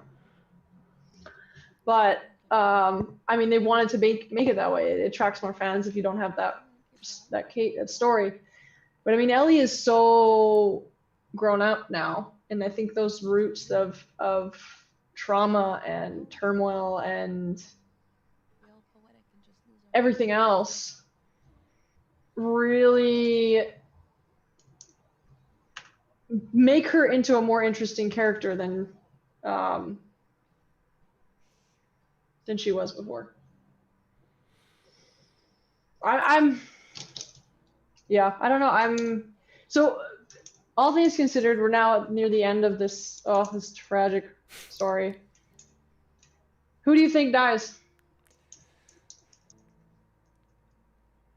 I'd like to think that Joel survives.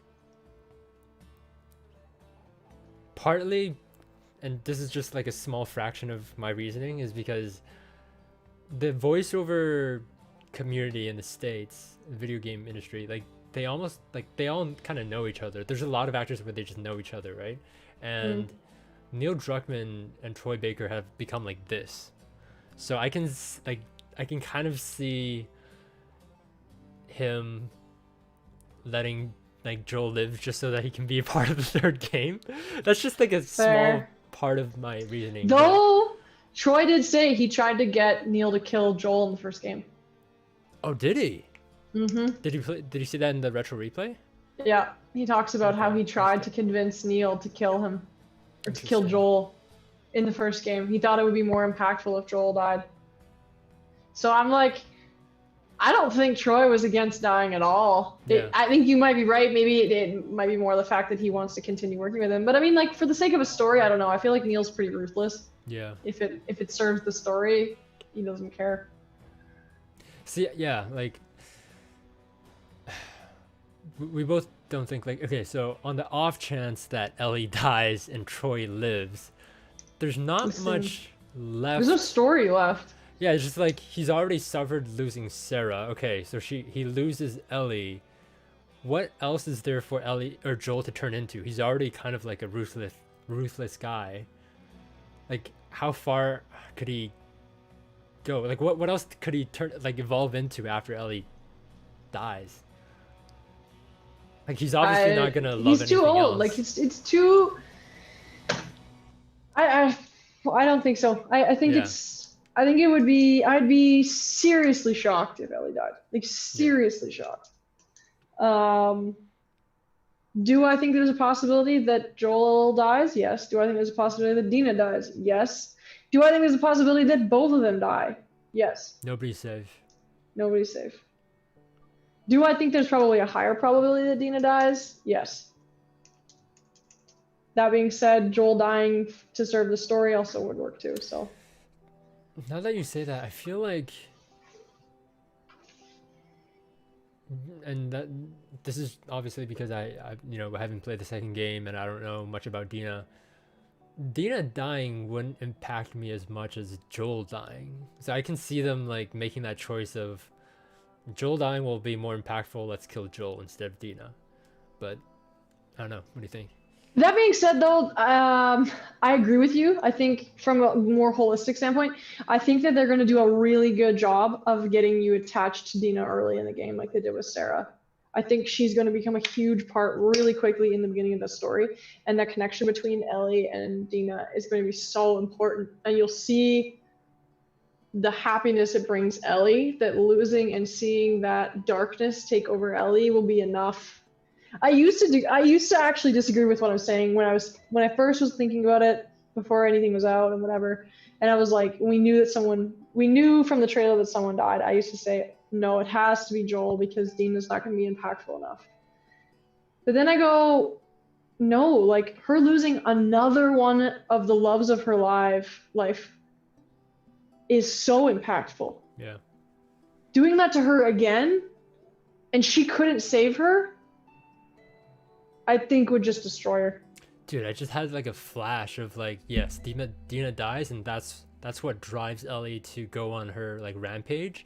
And then this is after Ellie and Joel had their fight, so it's been a long time since they've seen each other. And then during this rampage, Joel comes in, and then Ellie's like, oh, what are you doing here? And then Ellie loses Joel. Yeah. Like he tries to help her or at least accompany her on this quest, and then Joel dies, which makes her think like, because in my previous reaction with the trailer, I made a comment about how like the story would just end if like if they decided to let like things go and not seek revenge. And this, if Joel dies while helping or accompanying Ellie on her like quest for revenge, that would like make her feel so guilty about going like seeking revenge, because she like, even though it's obviously a lot easier said than done, but like if she had just let it go, Joel would be alive. That would be like a huge guilt that she would have to carry after the second game. Right? I 100% agree. I think that would make the other part of my brain goes, maybe we're like horribly overly simplifying it, because I know that there's so much more to the story we just don't know. So I wonder if that part is what would give us, like, I feel like probably within an hour or two of playing the first game, I don't know that necessarily someone dies in an hour or two, but I think it's probably a little bit later than that. But I think we'll know really quickly. I think based off of like how the story is playing out, who is being impactful in our lives, I think we will see kind of quickly who is on the chopping block. Like, and there's some part of me that kind of thinks like at the same time, Ellie may feel intense guilt if her and Joel's last big thing was they fought. Ooh, yeah. And then they end up in this situation and Joel dies. The guilt of that will just kill her. So I'm kind of like, I think that there's that aspect to it, that I think that they're gonna there's going to be a lot of turmoil and trauma between Ellie and the situation. And yeah, I'm really curious to see how they play it out. And like, so for example, I don't know how much you've thought about like the tattoo that's on Ellie, or like looked into it. There's not a ton out there about like the actual context of the tattoo. And I've kind of taken it for like what I've interpreted. But like, it's a moth, right? The moth is not in the first game. There's not really contextual story beats in the first game about it, except for when you're lost in the darkness, always or look for the light. What creature Fireflies. always goes to the light? Fireflies. Wait, is it fireflies? It's fireflies and moths. Oh, okay, right, yeah. And so fireflies light up, right? Yeah, yeah. That's why I think moth, because moths are like, They seek the light. they seek the light because they're always in darkness. Yeah. Right? Fireflies are still light. They may be attracted to light, but they're still like bright naturally. Moths have a sort of negative connotation. So I kind of think that like this tattoo is going to symbolize like she's going to go to a very dark place and she's going to have to find a way to get out of it. Like, yeah, a revenge story never ends well. Which is why I'm like, if someone else dies in her quest for revenge, it would make sense. If multiple people die in her quest for revenge, that would make sense. Yeah. But at the end of it all, does she go, I've got my revenge, I've killed these people. What have I gained from this? Yeah, I don't feel any better. I don't feel any better, and I've lost everyone. I did literally the opposite of what I've been trying to do this whole time. I've lost everyone who's important to me. And then she goes to the fireflies and sacrifices her life for the gear. I'm done. All right, I'll do it. I'm done. Wrap it up. Yeah. I do think that we won't, like, to your point, we don't see any fireflies with any of the trailers. I do think that at some point or another we will probably at least see like one firefly in the game. I don't think that they're gonna completely Pull up the trailer from E3, the dancing trailer. Okay. I want to show you something in this. I don't know how easy this will be for you to do. Oh, it'll be good. Let me think. Okay.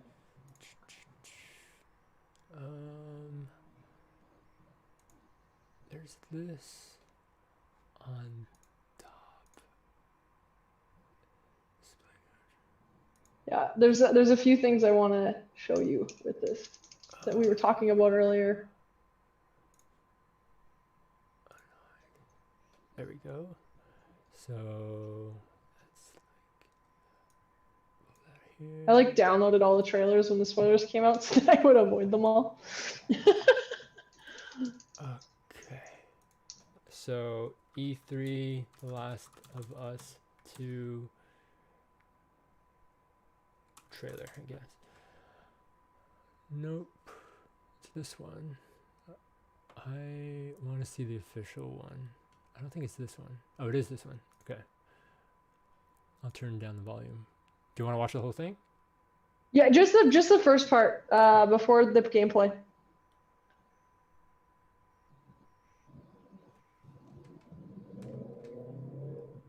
You want to make it big screen?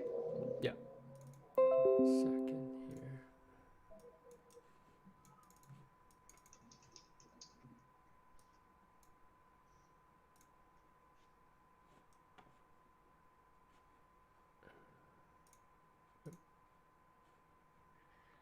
So, okay, there's quite a few moments I want to point out, and I want to see if you picked up on these the first time. Can you hear it? I can hear it in my own head. So Cool. It's see how she, like, it's just these little things. She's watching Dena. She's looking around in the crowd. She's kind of got this like meh face on. She sees Dena and smiles. Instantly, you know there's a connection there, which we kind of already knew. Jesse comes in, immediately tone shift. And then, yeah, old man really laid into me today. Yeah, she's just annoyed, right? She was like, what the hell does he want? Yeah. Why is he still involved, right? It's this emotion. It's immediately like that. ugh, like, can you just leave me alone? Like, get away from me. Which is why I think that like a whole argument between them happened before this scene. Okay. Wait. And this is her trying to be a good friend to him. 2 weeks, we're gonna be back together. Yeah, right there. That moment, I'm delayed. But the moment where she grinds her teeth. Let me go back here.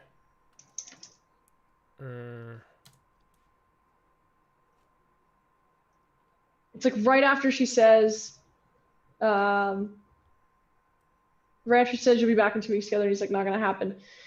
Before Dena walks up, she grinds her teeth, and it's just this moment of you do not deserve her. I see it. Yeah, she's like, yeah. Yeah, right there. The shake off, and you're just like, oh, you're not worth her. She's worth so much more. Instantly, like, taken back to like that feeling, that initial look she had, and the unsure of like. I feel like this in the moment, like it may just be like they're friends, so that's why she's probably like not really like worrying about it, but she's very like got a wall up for this whole part of this scene. Is like she's kind of like, you're my friend, we're just dancing, like whatever. They're joking around,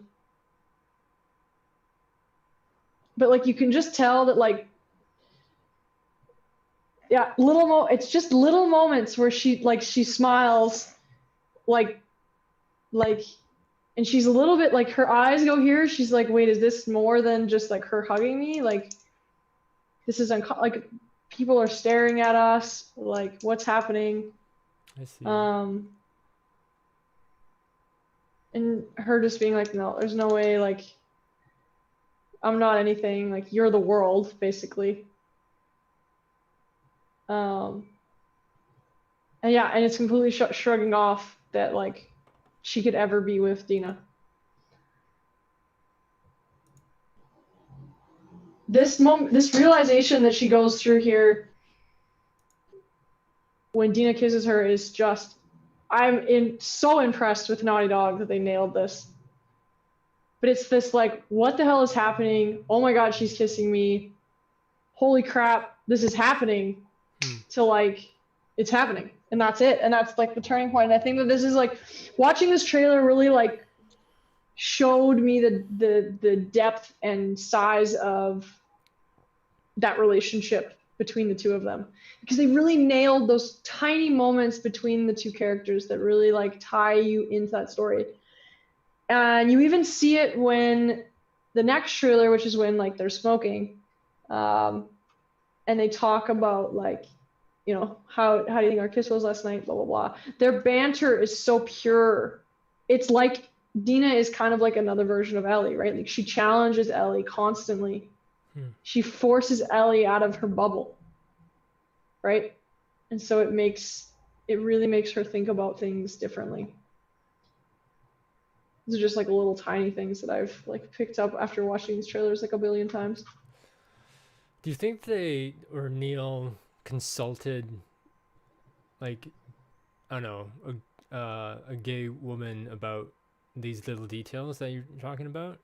Or do you My think guess is, I know that Naughty Dog has a fair amount of like queer people that work in the studio. My guess is it was a lot of just like collaboration, like, and a good animator should be able to see this. Like if you see animation in like high level films and stuff, they would be able to capture this. It's just, what's interesting about this is that it's not been done in the game. And that's, I think, why it's so impressive, is we've never really seen this quality of animation in games. I think that there probably is some level of collaboration that happened, where they talked about like, what do we want Ellie to feel in this moment? And also keep in mind, a lot of this would have been captured through mocap, since a lot of it's also Ashley's acting. Right. And it's, I think Ashley really understood the dynamic between her and Dena, and I think that's what, I think a lot of that facial animation is coming from the way Ashley reacted to what was happening. Okay. So yeah, I credit Naughty Dog hugely, but I also credit Ashley. I think Ashley was like a huge part of that emotional experience. And like what comes through. Yeah, I was wondering if I was wondering if it was something that was specific to um, being gay, or if it was, if you didn't have to be like that. I just missed it because I missed it. Both, to be honest. Like Yeah. it I think that there's nuances of it that I noticed because I'm gay, and there's nuances that I noticed that I think are just there because she likes her. Yeah, yeah. Right? I think that those are just nuances that would be there regardless. Like it could have been Yeah. a guy, and I think those nuances would have been there. But I think there's just like a few things that I noticed that were like very telling of experiences I've had and I've seen with friends, and just like the way people react to someone that they're interested in that they don't ever see an option of being with. Hmm. And I think that maybe that's a part of it. I look forward to seeing more of those scenes and how they're handled in the game. Because I mean, Ellie is and has had girlfriends, right? And I'm pretty sure obviously Dena knows this at this point. But what I think was unknown was that Dena was like open to that. Yeah. So that's what I'm curious to see how they build that relationship up between the two of them. God, the fucking movement looks so good in this game. Just like, she's so fast. I'm so used to Joel's like jog. Yeah. Oh, that's another thing. Joel's gonna be super slow if we play as Joel, because I don't need to play as Joel. No. I'll be honest. I'm good playing as Ellie. Or like, I love this mechanic that you can crawl under cars though. Yeah. Also that you saw that we can swim now, eh? Yeah, that's another That was thing. huge! They released that trailer and I was like, oh my god, we can swim! Do you It's think taken so long. we'll just seamlessly be able to swim, or do you think I would be curious. It'd be really cute if they had like a flashback of Joel teaching Ellie to swim. Yeah. I don't know though. I may just be. I think that they might take the same approach they took with the first game, where there was a lot of like stuff that they didn't show, and it was just kind of like, oh, Ellie can swim now, or like her learning guitar, right? She plays guitar, and it's like Joel said she was going to teach her how to play guitar. Yeah. So I hope that some of it isn't just like implied. I hope that we get to experience some of it, even if it's just a small flashback. Just because it's such a rich part of that story for us. But I'm curious how much of it's going to be cinematics. Seems to be a lot of cinematics in this game, because I think the first game had just over 250, I want to say. Oh, cinematics? Yeah. And this game is double the size Yeah. with what seems like more cinematics between moments. Like even the moment here where she like executes the dude. This mechanic is interesting too, the healing thing, where she pulls the arrow out. Oh. I'm really curious about this, because does this mean that does she get shot in the same place and it's always going to be the same as like when Joel wrapped his arm? Yeah. Or is she going to be more dynamic where she pulls the arrow out of wherever she got shot with it? I could see that. Right? Like this pulling the arrow out is just such a, like, you very obviously get her shot, see her get shot in the shoulder, and she pulls it out from there. And like that, I'm really curious how the healing system is going to work in this game. And like how, yeah, like dealing with like getting shot or getting like shot with an arrow or whatever. Do you I think love we'll these. be able to reuse that arrow? Oh god. Well, it looked like it was like this big, so probably not. But you can craft bomb arrows now, so maybe. Yeah, bomb arrows. I'm really excited for that. Also, I love that they've created these Ellie spaces where only Ellie can fit through them. Yeah. I think that's such a clever use of it. Jeez. Oh, so we see a machete, so we don't have an unlimited knife. But I wonder if the knife is sort of like that hidden item that we have, right? Like a smaller knife that she Like- keeps around? Yeah, like I think it's like a shiv, right? Like the Joel has, the machete is just like A the stronger bat. blade? Yeah, I think the machete is like a bat or like a axe. Gotcha. Like it's not so much a. Jeez.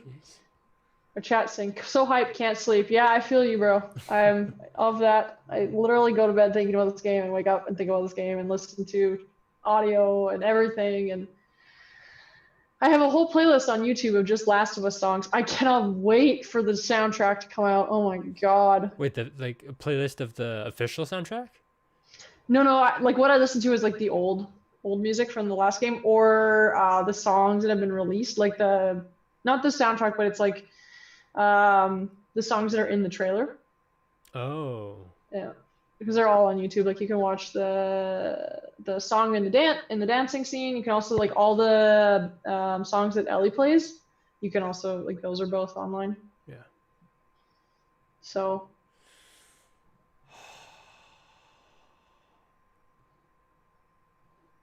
Oh, I love this. I love that moment with them at the end. She's so happy. I'm not ready for her to be so sad. It's gonna be devastating. I don't know why. You didn't hear the audio from the trailer just now, did you? No. Okay, I didn't either. I wonder why. Oh well.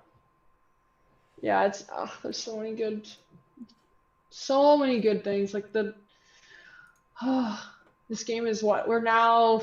Have you seen the recent trailer that came out? The most recent one? Yeah, the one that was like a minute long. Yeah, I think I have. It's so good though. Okay, I haven't seen it. I haven't seen it. You haven't seen it? No, I haven't seen it. We gotta watch it. We gotta watch it. Okay, I want to make sure that I don't know why the audio's not working. Hold on. Let me figure this out. We have to watch this trailer. This trailer is so important to the story. Okay, I'm gonna try doing this. Can you try saying something? Yeah, can you hear me? Okay, I hear you. Yeah. Thinking maybe I have to do this. I don't know if you see what I'm doing. Vaguely. Right.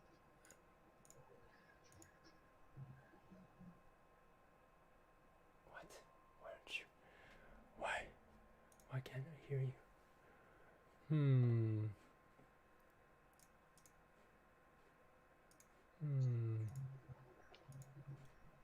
Audio.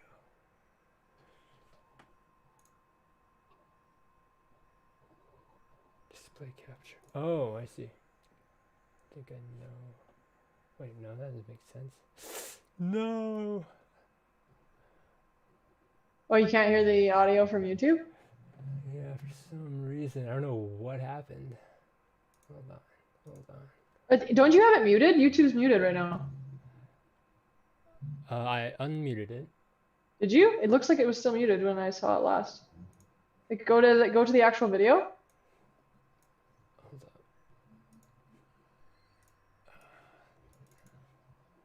Yeah, it's unmuted here.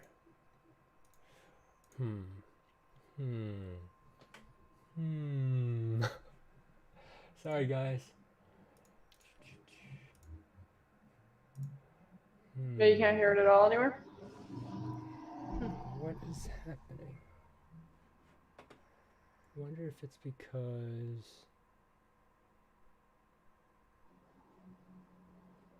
I'm going to try turning off the PS4 because I think we're done with that part. See if that works. Yeah, it might help. It's not trying to capture so many different things.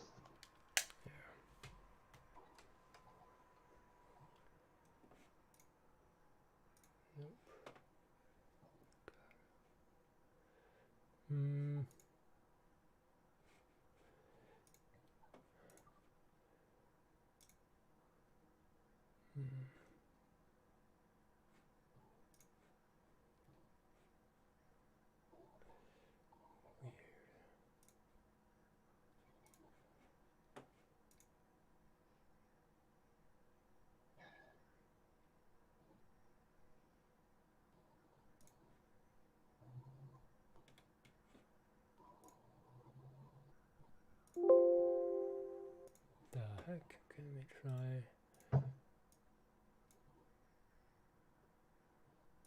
Just a minute. Oh, what the hell? So this video works. For some reason, this one doesn't.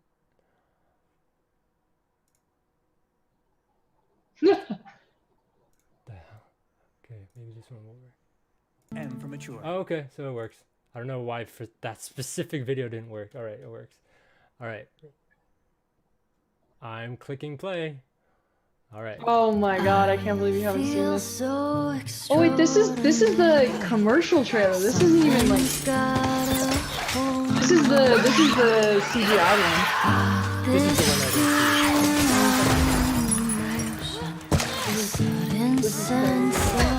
I'd be so down if they did a live action version of the TV show versus like a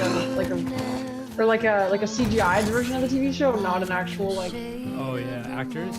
Yeah. That would be dope. I would almost. And keep the cast, because then they don't. Yeah. Dude, the graphics on this is insane.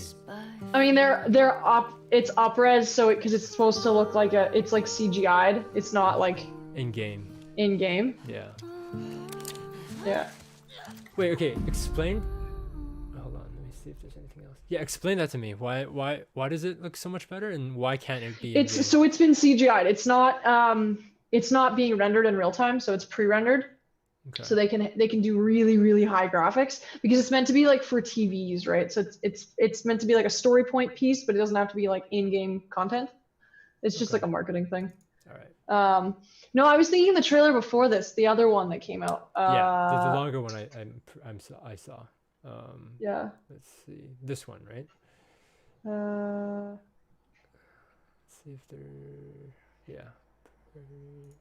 I'll look at the PlayStation. Yeah, this official story trailer. That's the one. Was up higher.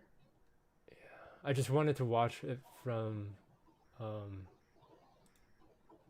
the official channel. I'm a little picky like that. Fair enough.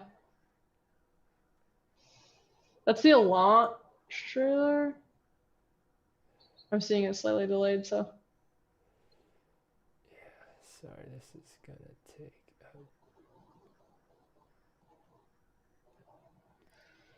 There it is, inside the story, right? No, that might be the breakdown. Oh no, that might be no, that's the Neil Druckmann breakdown. Yeah. I'm thinking just that trailer. Yeah, me too. It's called the official story trailer. I should probably just search it up. Last of Us Part 2 official story trailer. There it is. Okay. Yeah, this one I saw. Oh. Yo, I think this one's gonna be muted too. The hell? That's so weird. What the hell? Whatever. I've seen it, but we can watch it anyway. Oh, I love all these these throwback moments. See right here, like. So I don't know where you see it, but Joel steps on the clicker or whatever, shoots him. Like, to me, it just doesn't make sense that he would. I understand why he would do it, but if it's so easy for him to get infected, and he's older, he's more vulnerable now. Like Ellie is arguably, I don't know about stronger, but like she's more impervious because she's immune. So anyway, that's just a little small detail. I totally get that logic. Yeah. Though I don't know if they went that I don't know if they worried about that too much. Although if there is crawling zombies in this next game, my god, that just make that a lot scarier.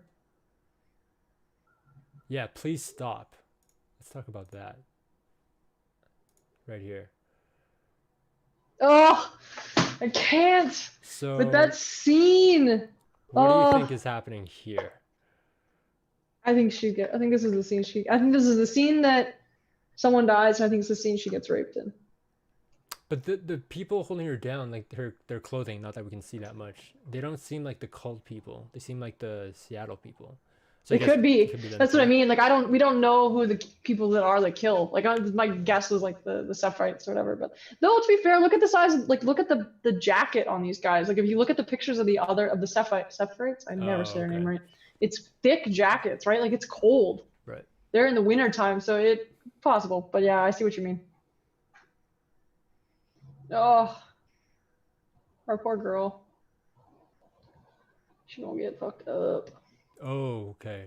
So you pointed out to me the bruises. Yeah. Yeah. Do you think that just happened?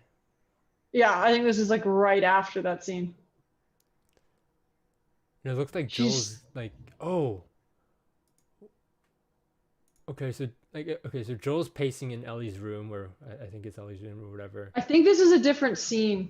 I think that they've chopped two scenes together to look like Joel is there with her, but I don't Oh, you think that think that's so? the same scene. No, I think that the sunken eyes thing, I think that's this. What does she say in the scene? Play it. She I'm leaving goes, tomorrow. "What are you doing?" Or something. I'm leaving tomorrow. I'm leaving tomorrow. I think she's talking to Tommy because it's the same sweater she's wearing when Tommy comes in the other trailer, Yeah. and she goes, "What are you doing? Why are you trying to stop me?" I think that they've cut it together to look like it's Joel and Ellie talking, but I don't think Fair. it's. I don't Okay. think Joel's there. Okay. I like that Ellie has a room though. I look forward to exploring that. Her own room. Yeah. Yeah. But yeah, I think this was cut together to look like it was the two of them talking. Okay. But like just those are eyes of like trauma, and she'd been crying for like a day. Yeah. On the off So chance that, and I'm just like spitballing, on the off chance that they are together, like, okay, so she just went through that. Joel, do you think she would? Yeah. Okay, so her looking like this, wearing this hoodie, and having those eyes, she has just been raped, but at this point in time, she and Dena left Tommy's dam to go off on their own, right? theoretically, yeah, that's early in the story from what we understand. Oh, okay, okay. So I So think it's this would be later. This would be post the like screaming, please stop. I think. Again, this is guessing at this point, but it kind of would make sense. okay.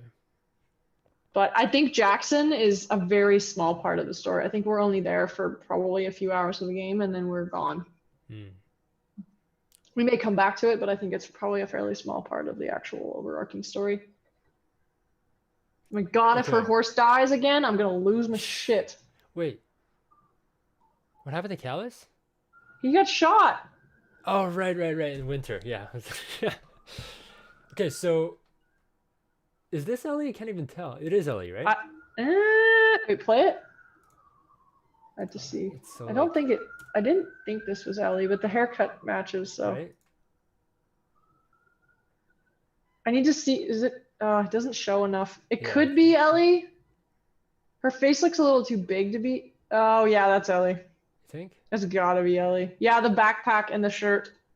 Okay. I think The so. Seattle guy from Seattle. Yeah. Okay.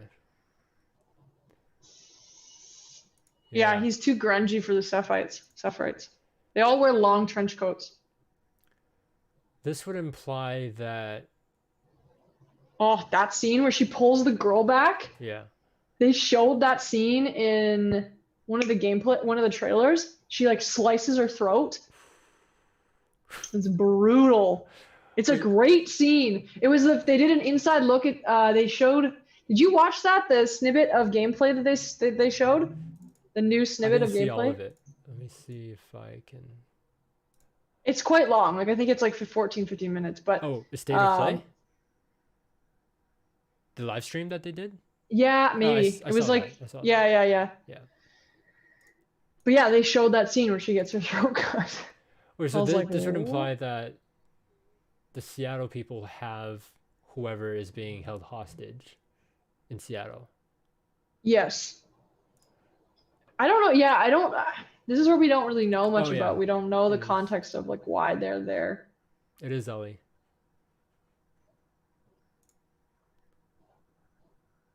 Oh yeah. Yeah. Has he got her blade with him? Oh, is that her blade? Yeah, it might have been. Yeah, look how many times she uses that blade in the trailer though. Yeah. Slicing people's throats. Wait. Who do you think this is? Is that's not the mystery woman, right? No, I think that's Jesse. just another dead body. Okay. I mean, if it is somebody that's significant, that's a bold for them to put that in the Right? trailer. Just right there, hiding in plain Mhm. sight.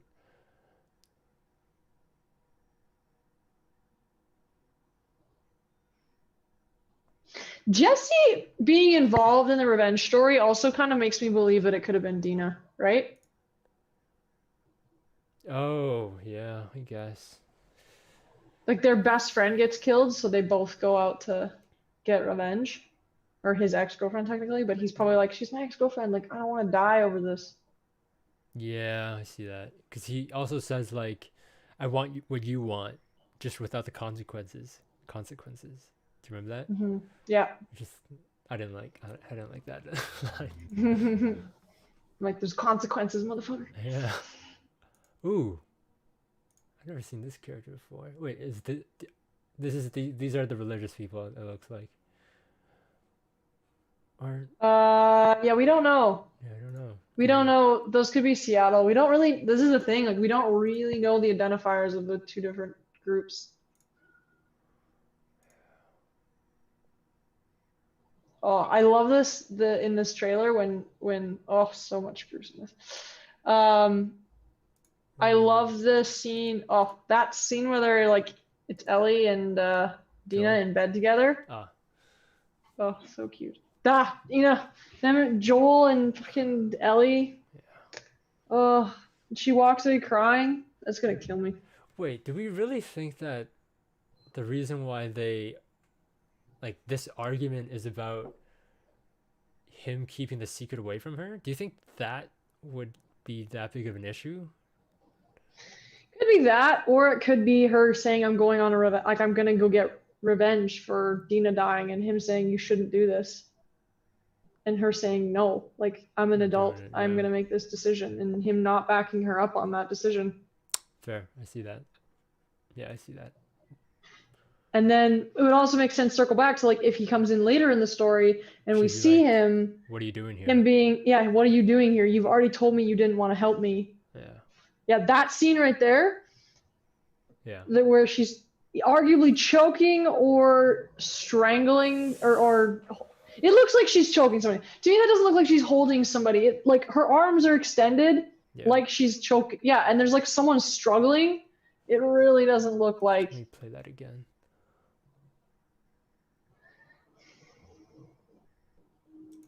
Wait, why would she be sad about choking someone? Looks like she's Because sad she about could it. have been killing somebody that she like Loved? loved. Because you see their arm a little bit. You see that? Okay, let me play Yeah. in slow motion. That's why a lot of people think it's the mystery woman. Like that's the reason they got so beat up. You see that? You see that hand? I'm like a few minutes or a few seconds behind you.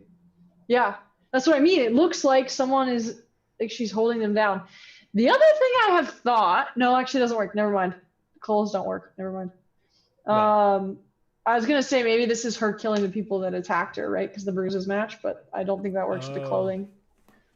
The clothing doesn't match because she's in winter clothes for that scene. But maybe the bruising on her back is from this encounter. Though this kind of looks late game to me. The revenge is too rich. The revenge is too rich. Yeah. I really feel like she's killing someone in this scene. Oh, so good. I'm excited. Are you gonna play it when it comes out or when it's downloaded? Friday night or Thursday night? Thursday night? Yeah, I'm probably gonna do part 1. Yeah, it's gonna be a huge undertaking to like record the entire playthrough. Oh, you're gonna record it first shot it through, right? Yeah. It's gonna be like recording like 30 minutes per part. I don't know how long, like, because I knew the first game like head to toe, like I was cool with like having a long parts because I just knew like how far the game I was and everything. I don't know how long I'm gonna make each part, like 30 minutes, 20 minutes. If it being a 30-hour game, you're gonna have to do longer than 30 minutes. Yeah, but That's the thing is, most people 60 seconds, 60 segments. Yeah, that'd be crazy. Like most people would like if it's usually when somebody sees a 50-minute gameplay video, they're like, "Oh, I'm gonna watch like 5 minutes of it." But they're more likely to see it if it's like 30 minutes or like a shorter video. But I don't know. I'll see. Yeah, I'll be curious to see. That's why I'm kind of thinking of doing my recording of its second playthrough, is because then I'll have a better idea like what's where and like how to get through spots versus me like stumbling around trying to figure out how to get through it. I But haven't seen Inside. I haven't watched it either. I refuse to watch it because I don't want to know any more than I already know. Okay. You mean the series that Neil Neil made? did. Okay. Yeah. Then I didn't I want to won't see do it before the game because I felt like it was going to tell me too much. I want some Yeah. of the mechanics and some of the gameplay to feel new. Yeah. I don't want it to all feel like I've already seen it and I'm like, I know about this mechanic, blah, blah, blah. Yeah, So, cool. Because I haven't seen it either, so we'll leave it at that. yeah. All right. That was pretty awesome, like getting to play through it all with you and Yeah. Thanks for joining see me. it all again. I have a nice little refresher right before the game comes out. And yeah, Any final thoughts?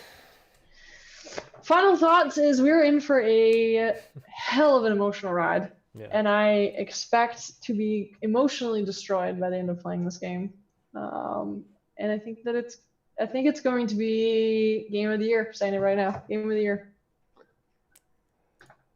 Your thoughts? Final thoughts? I'm just ready.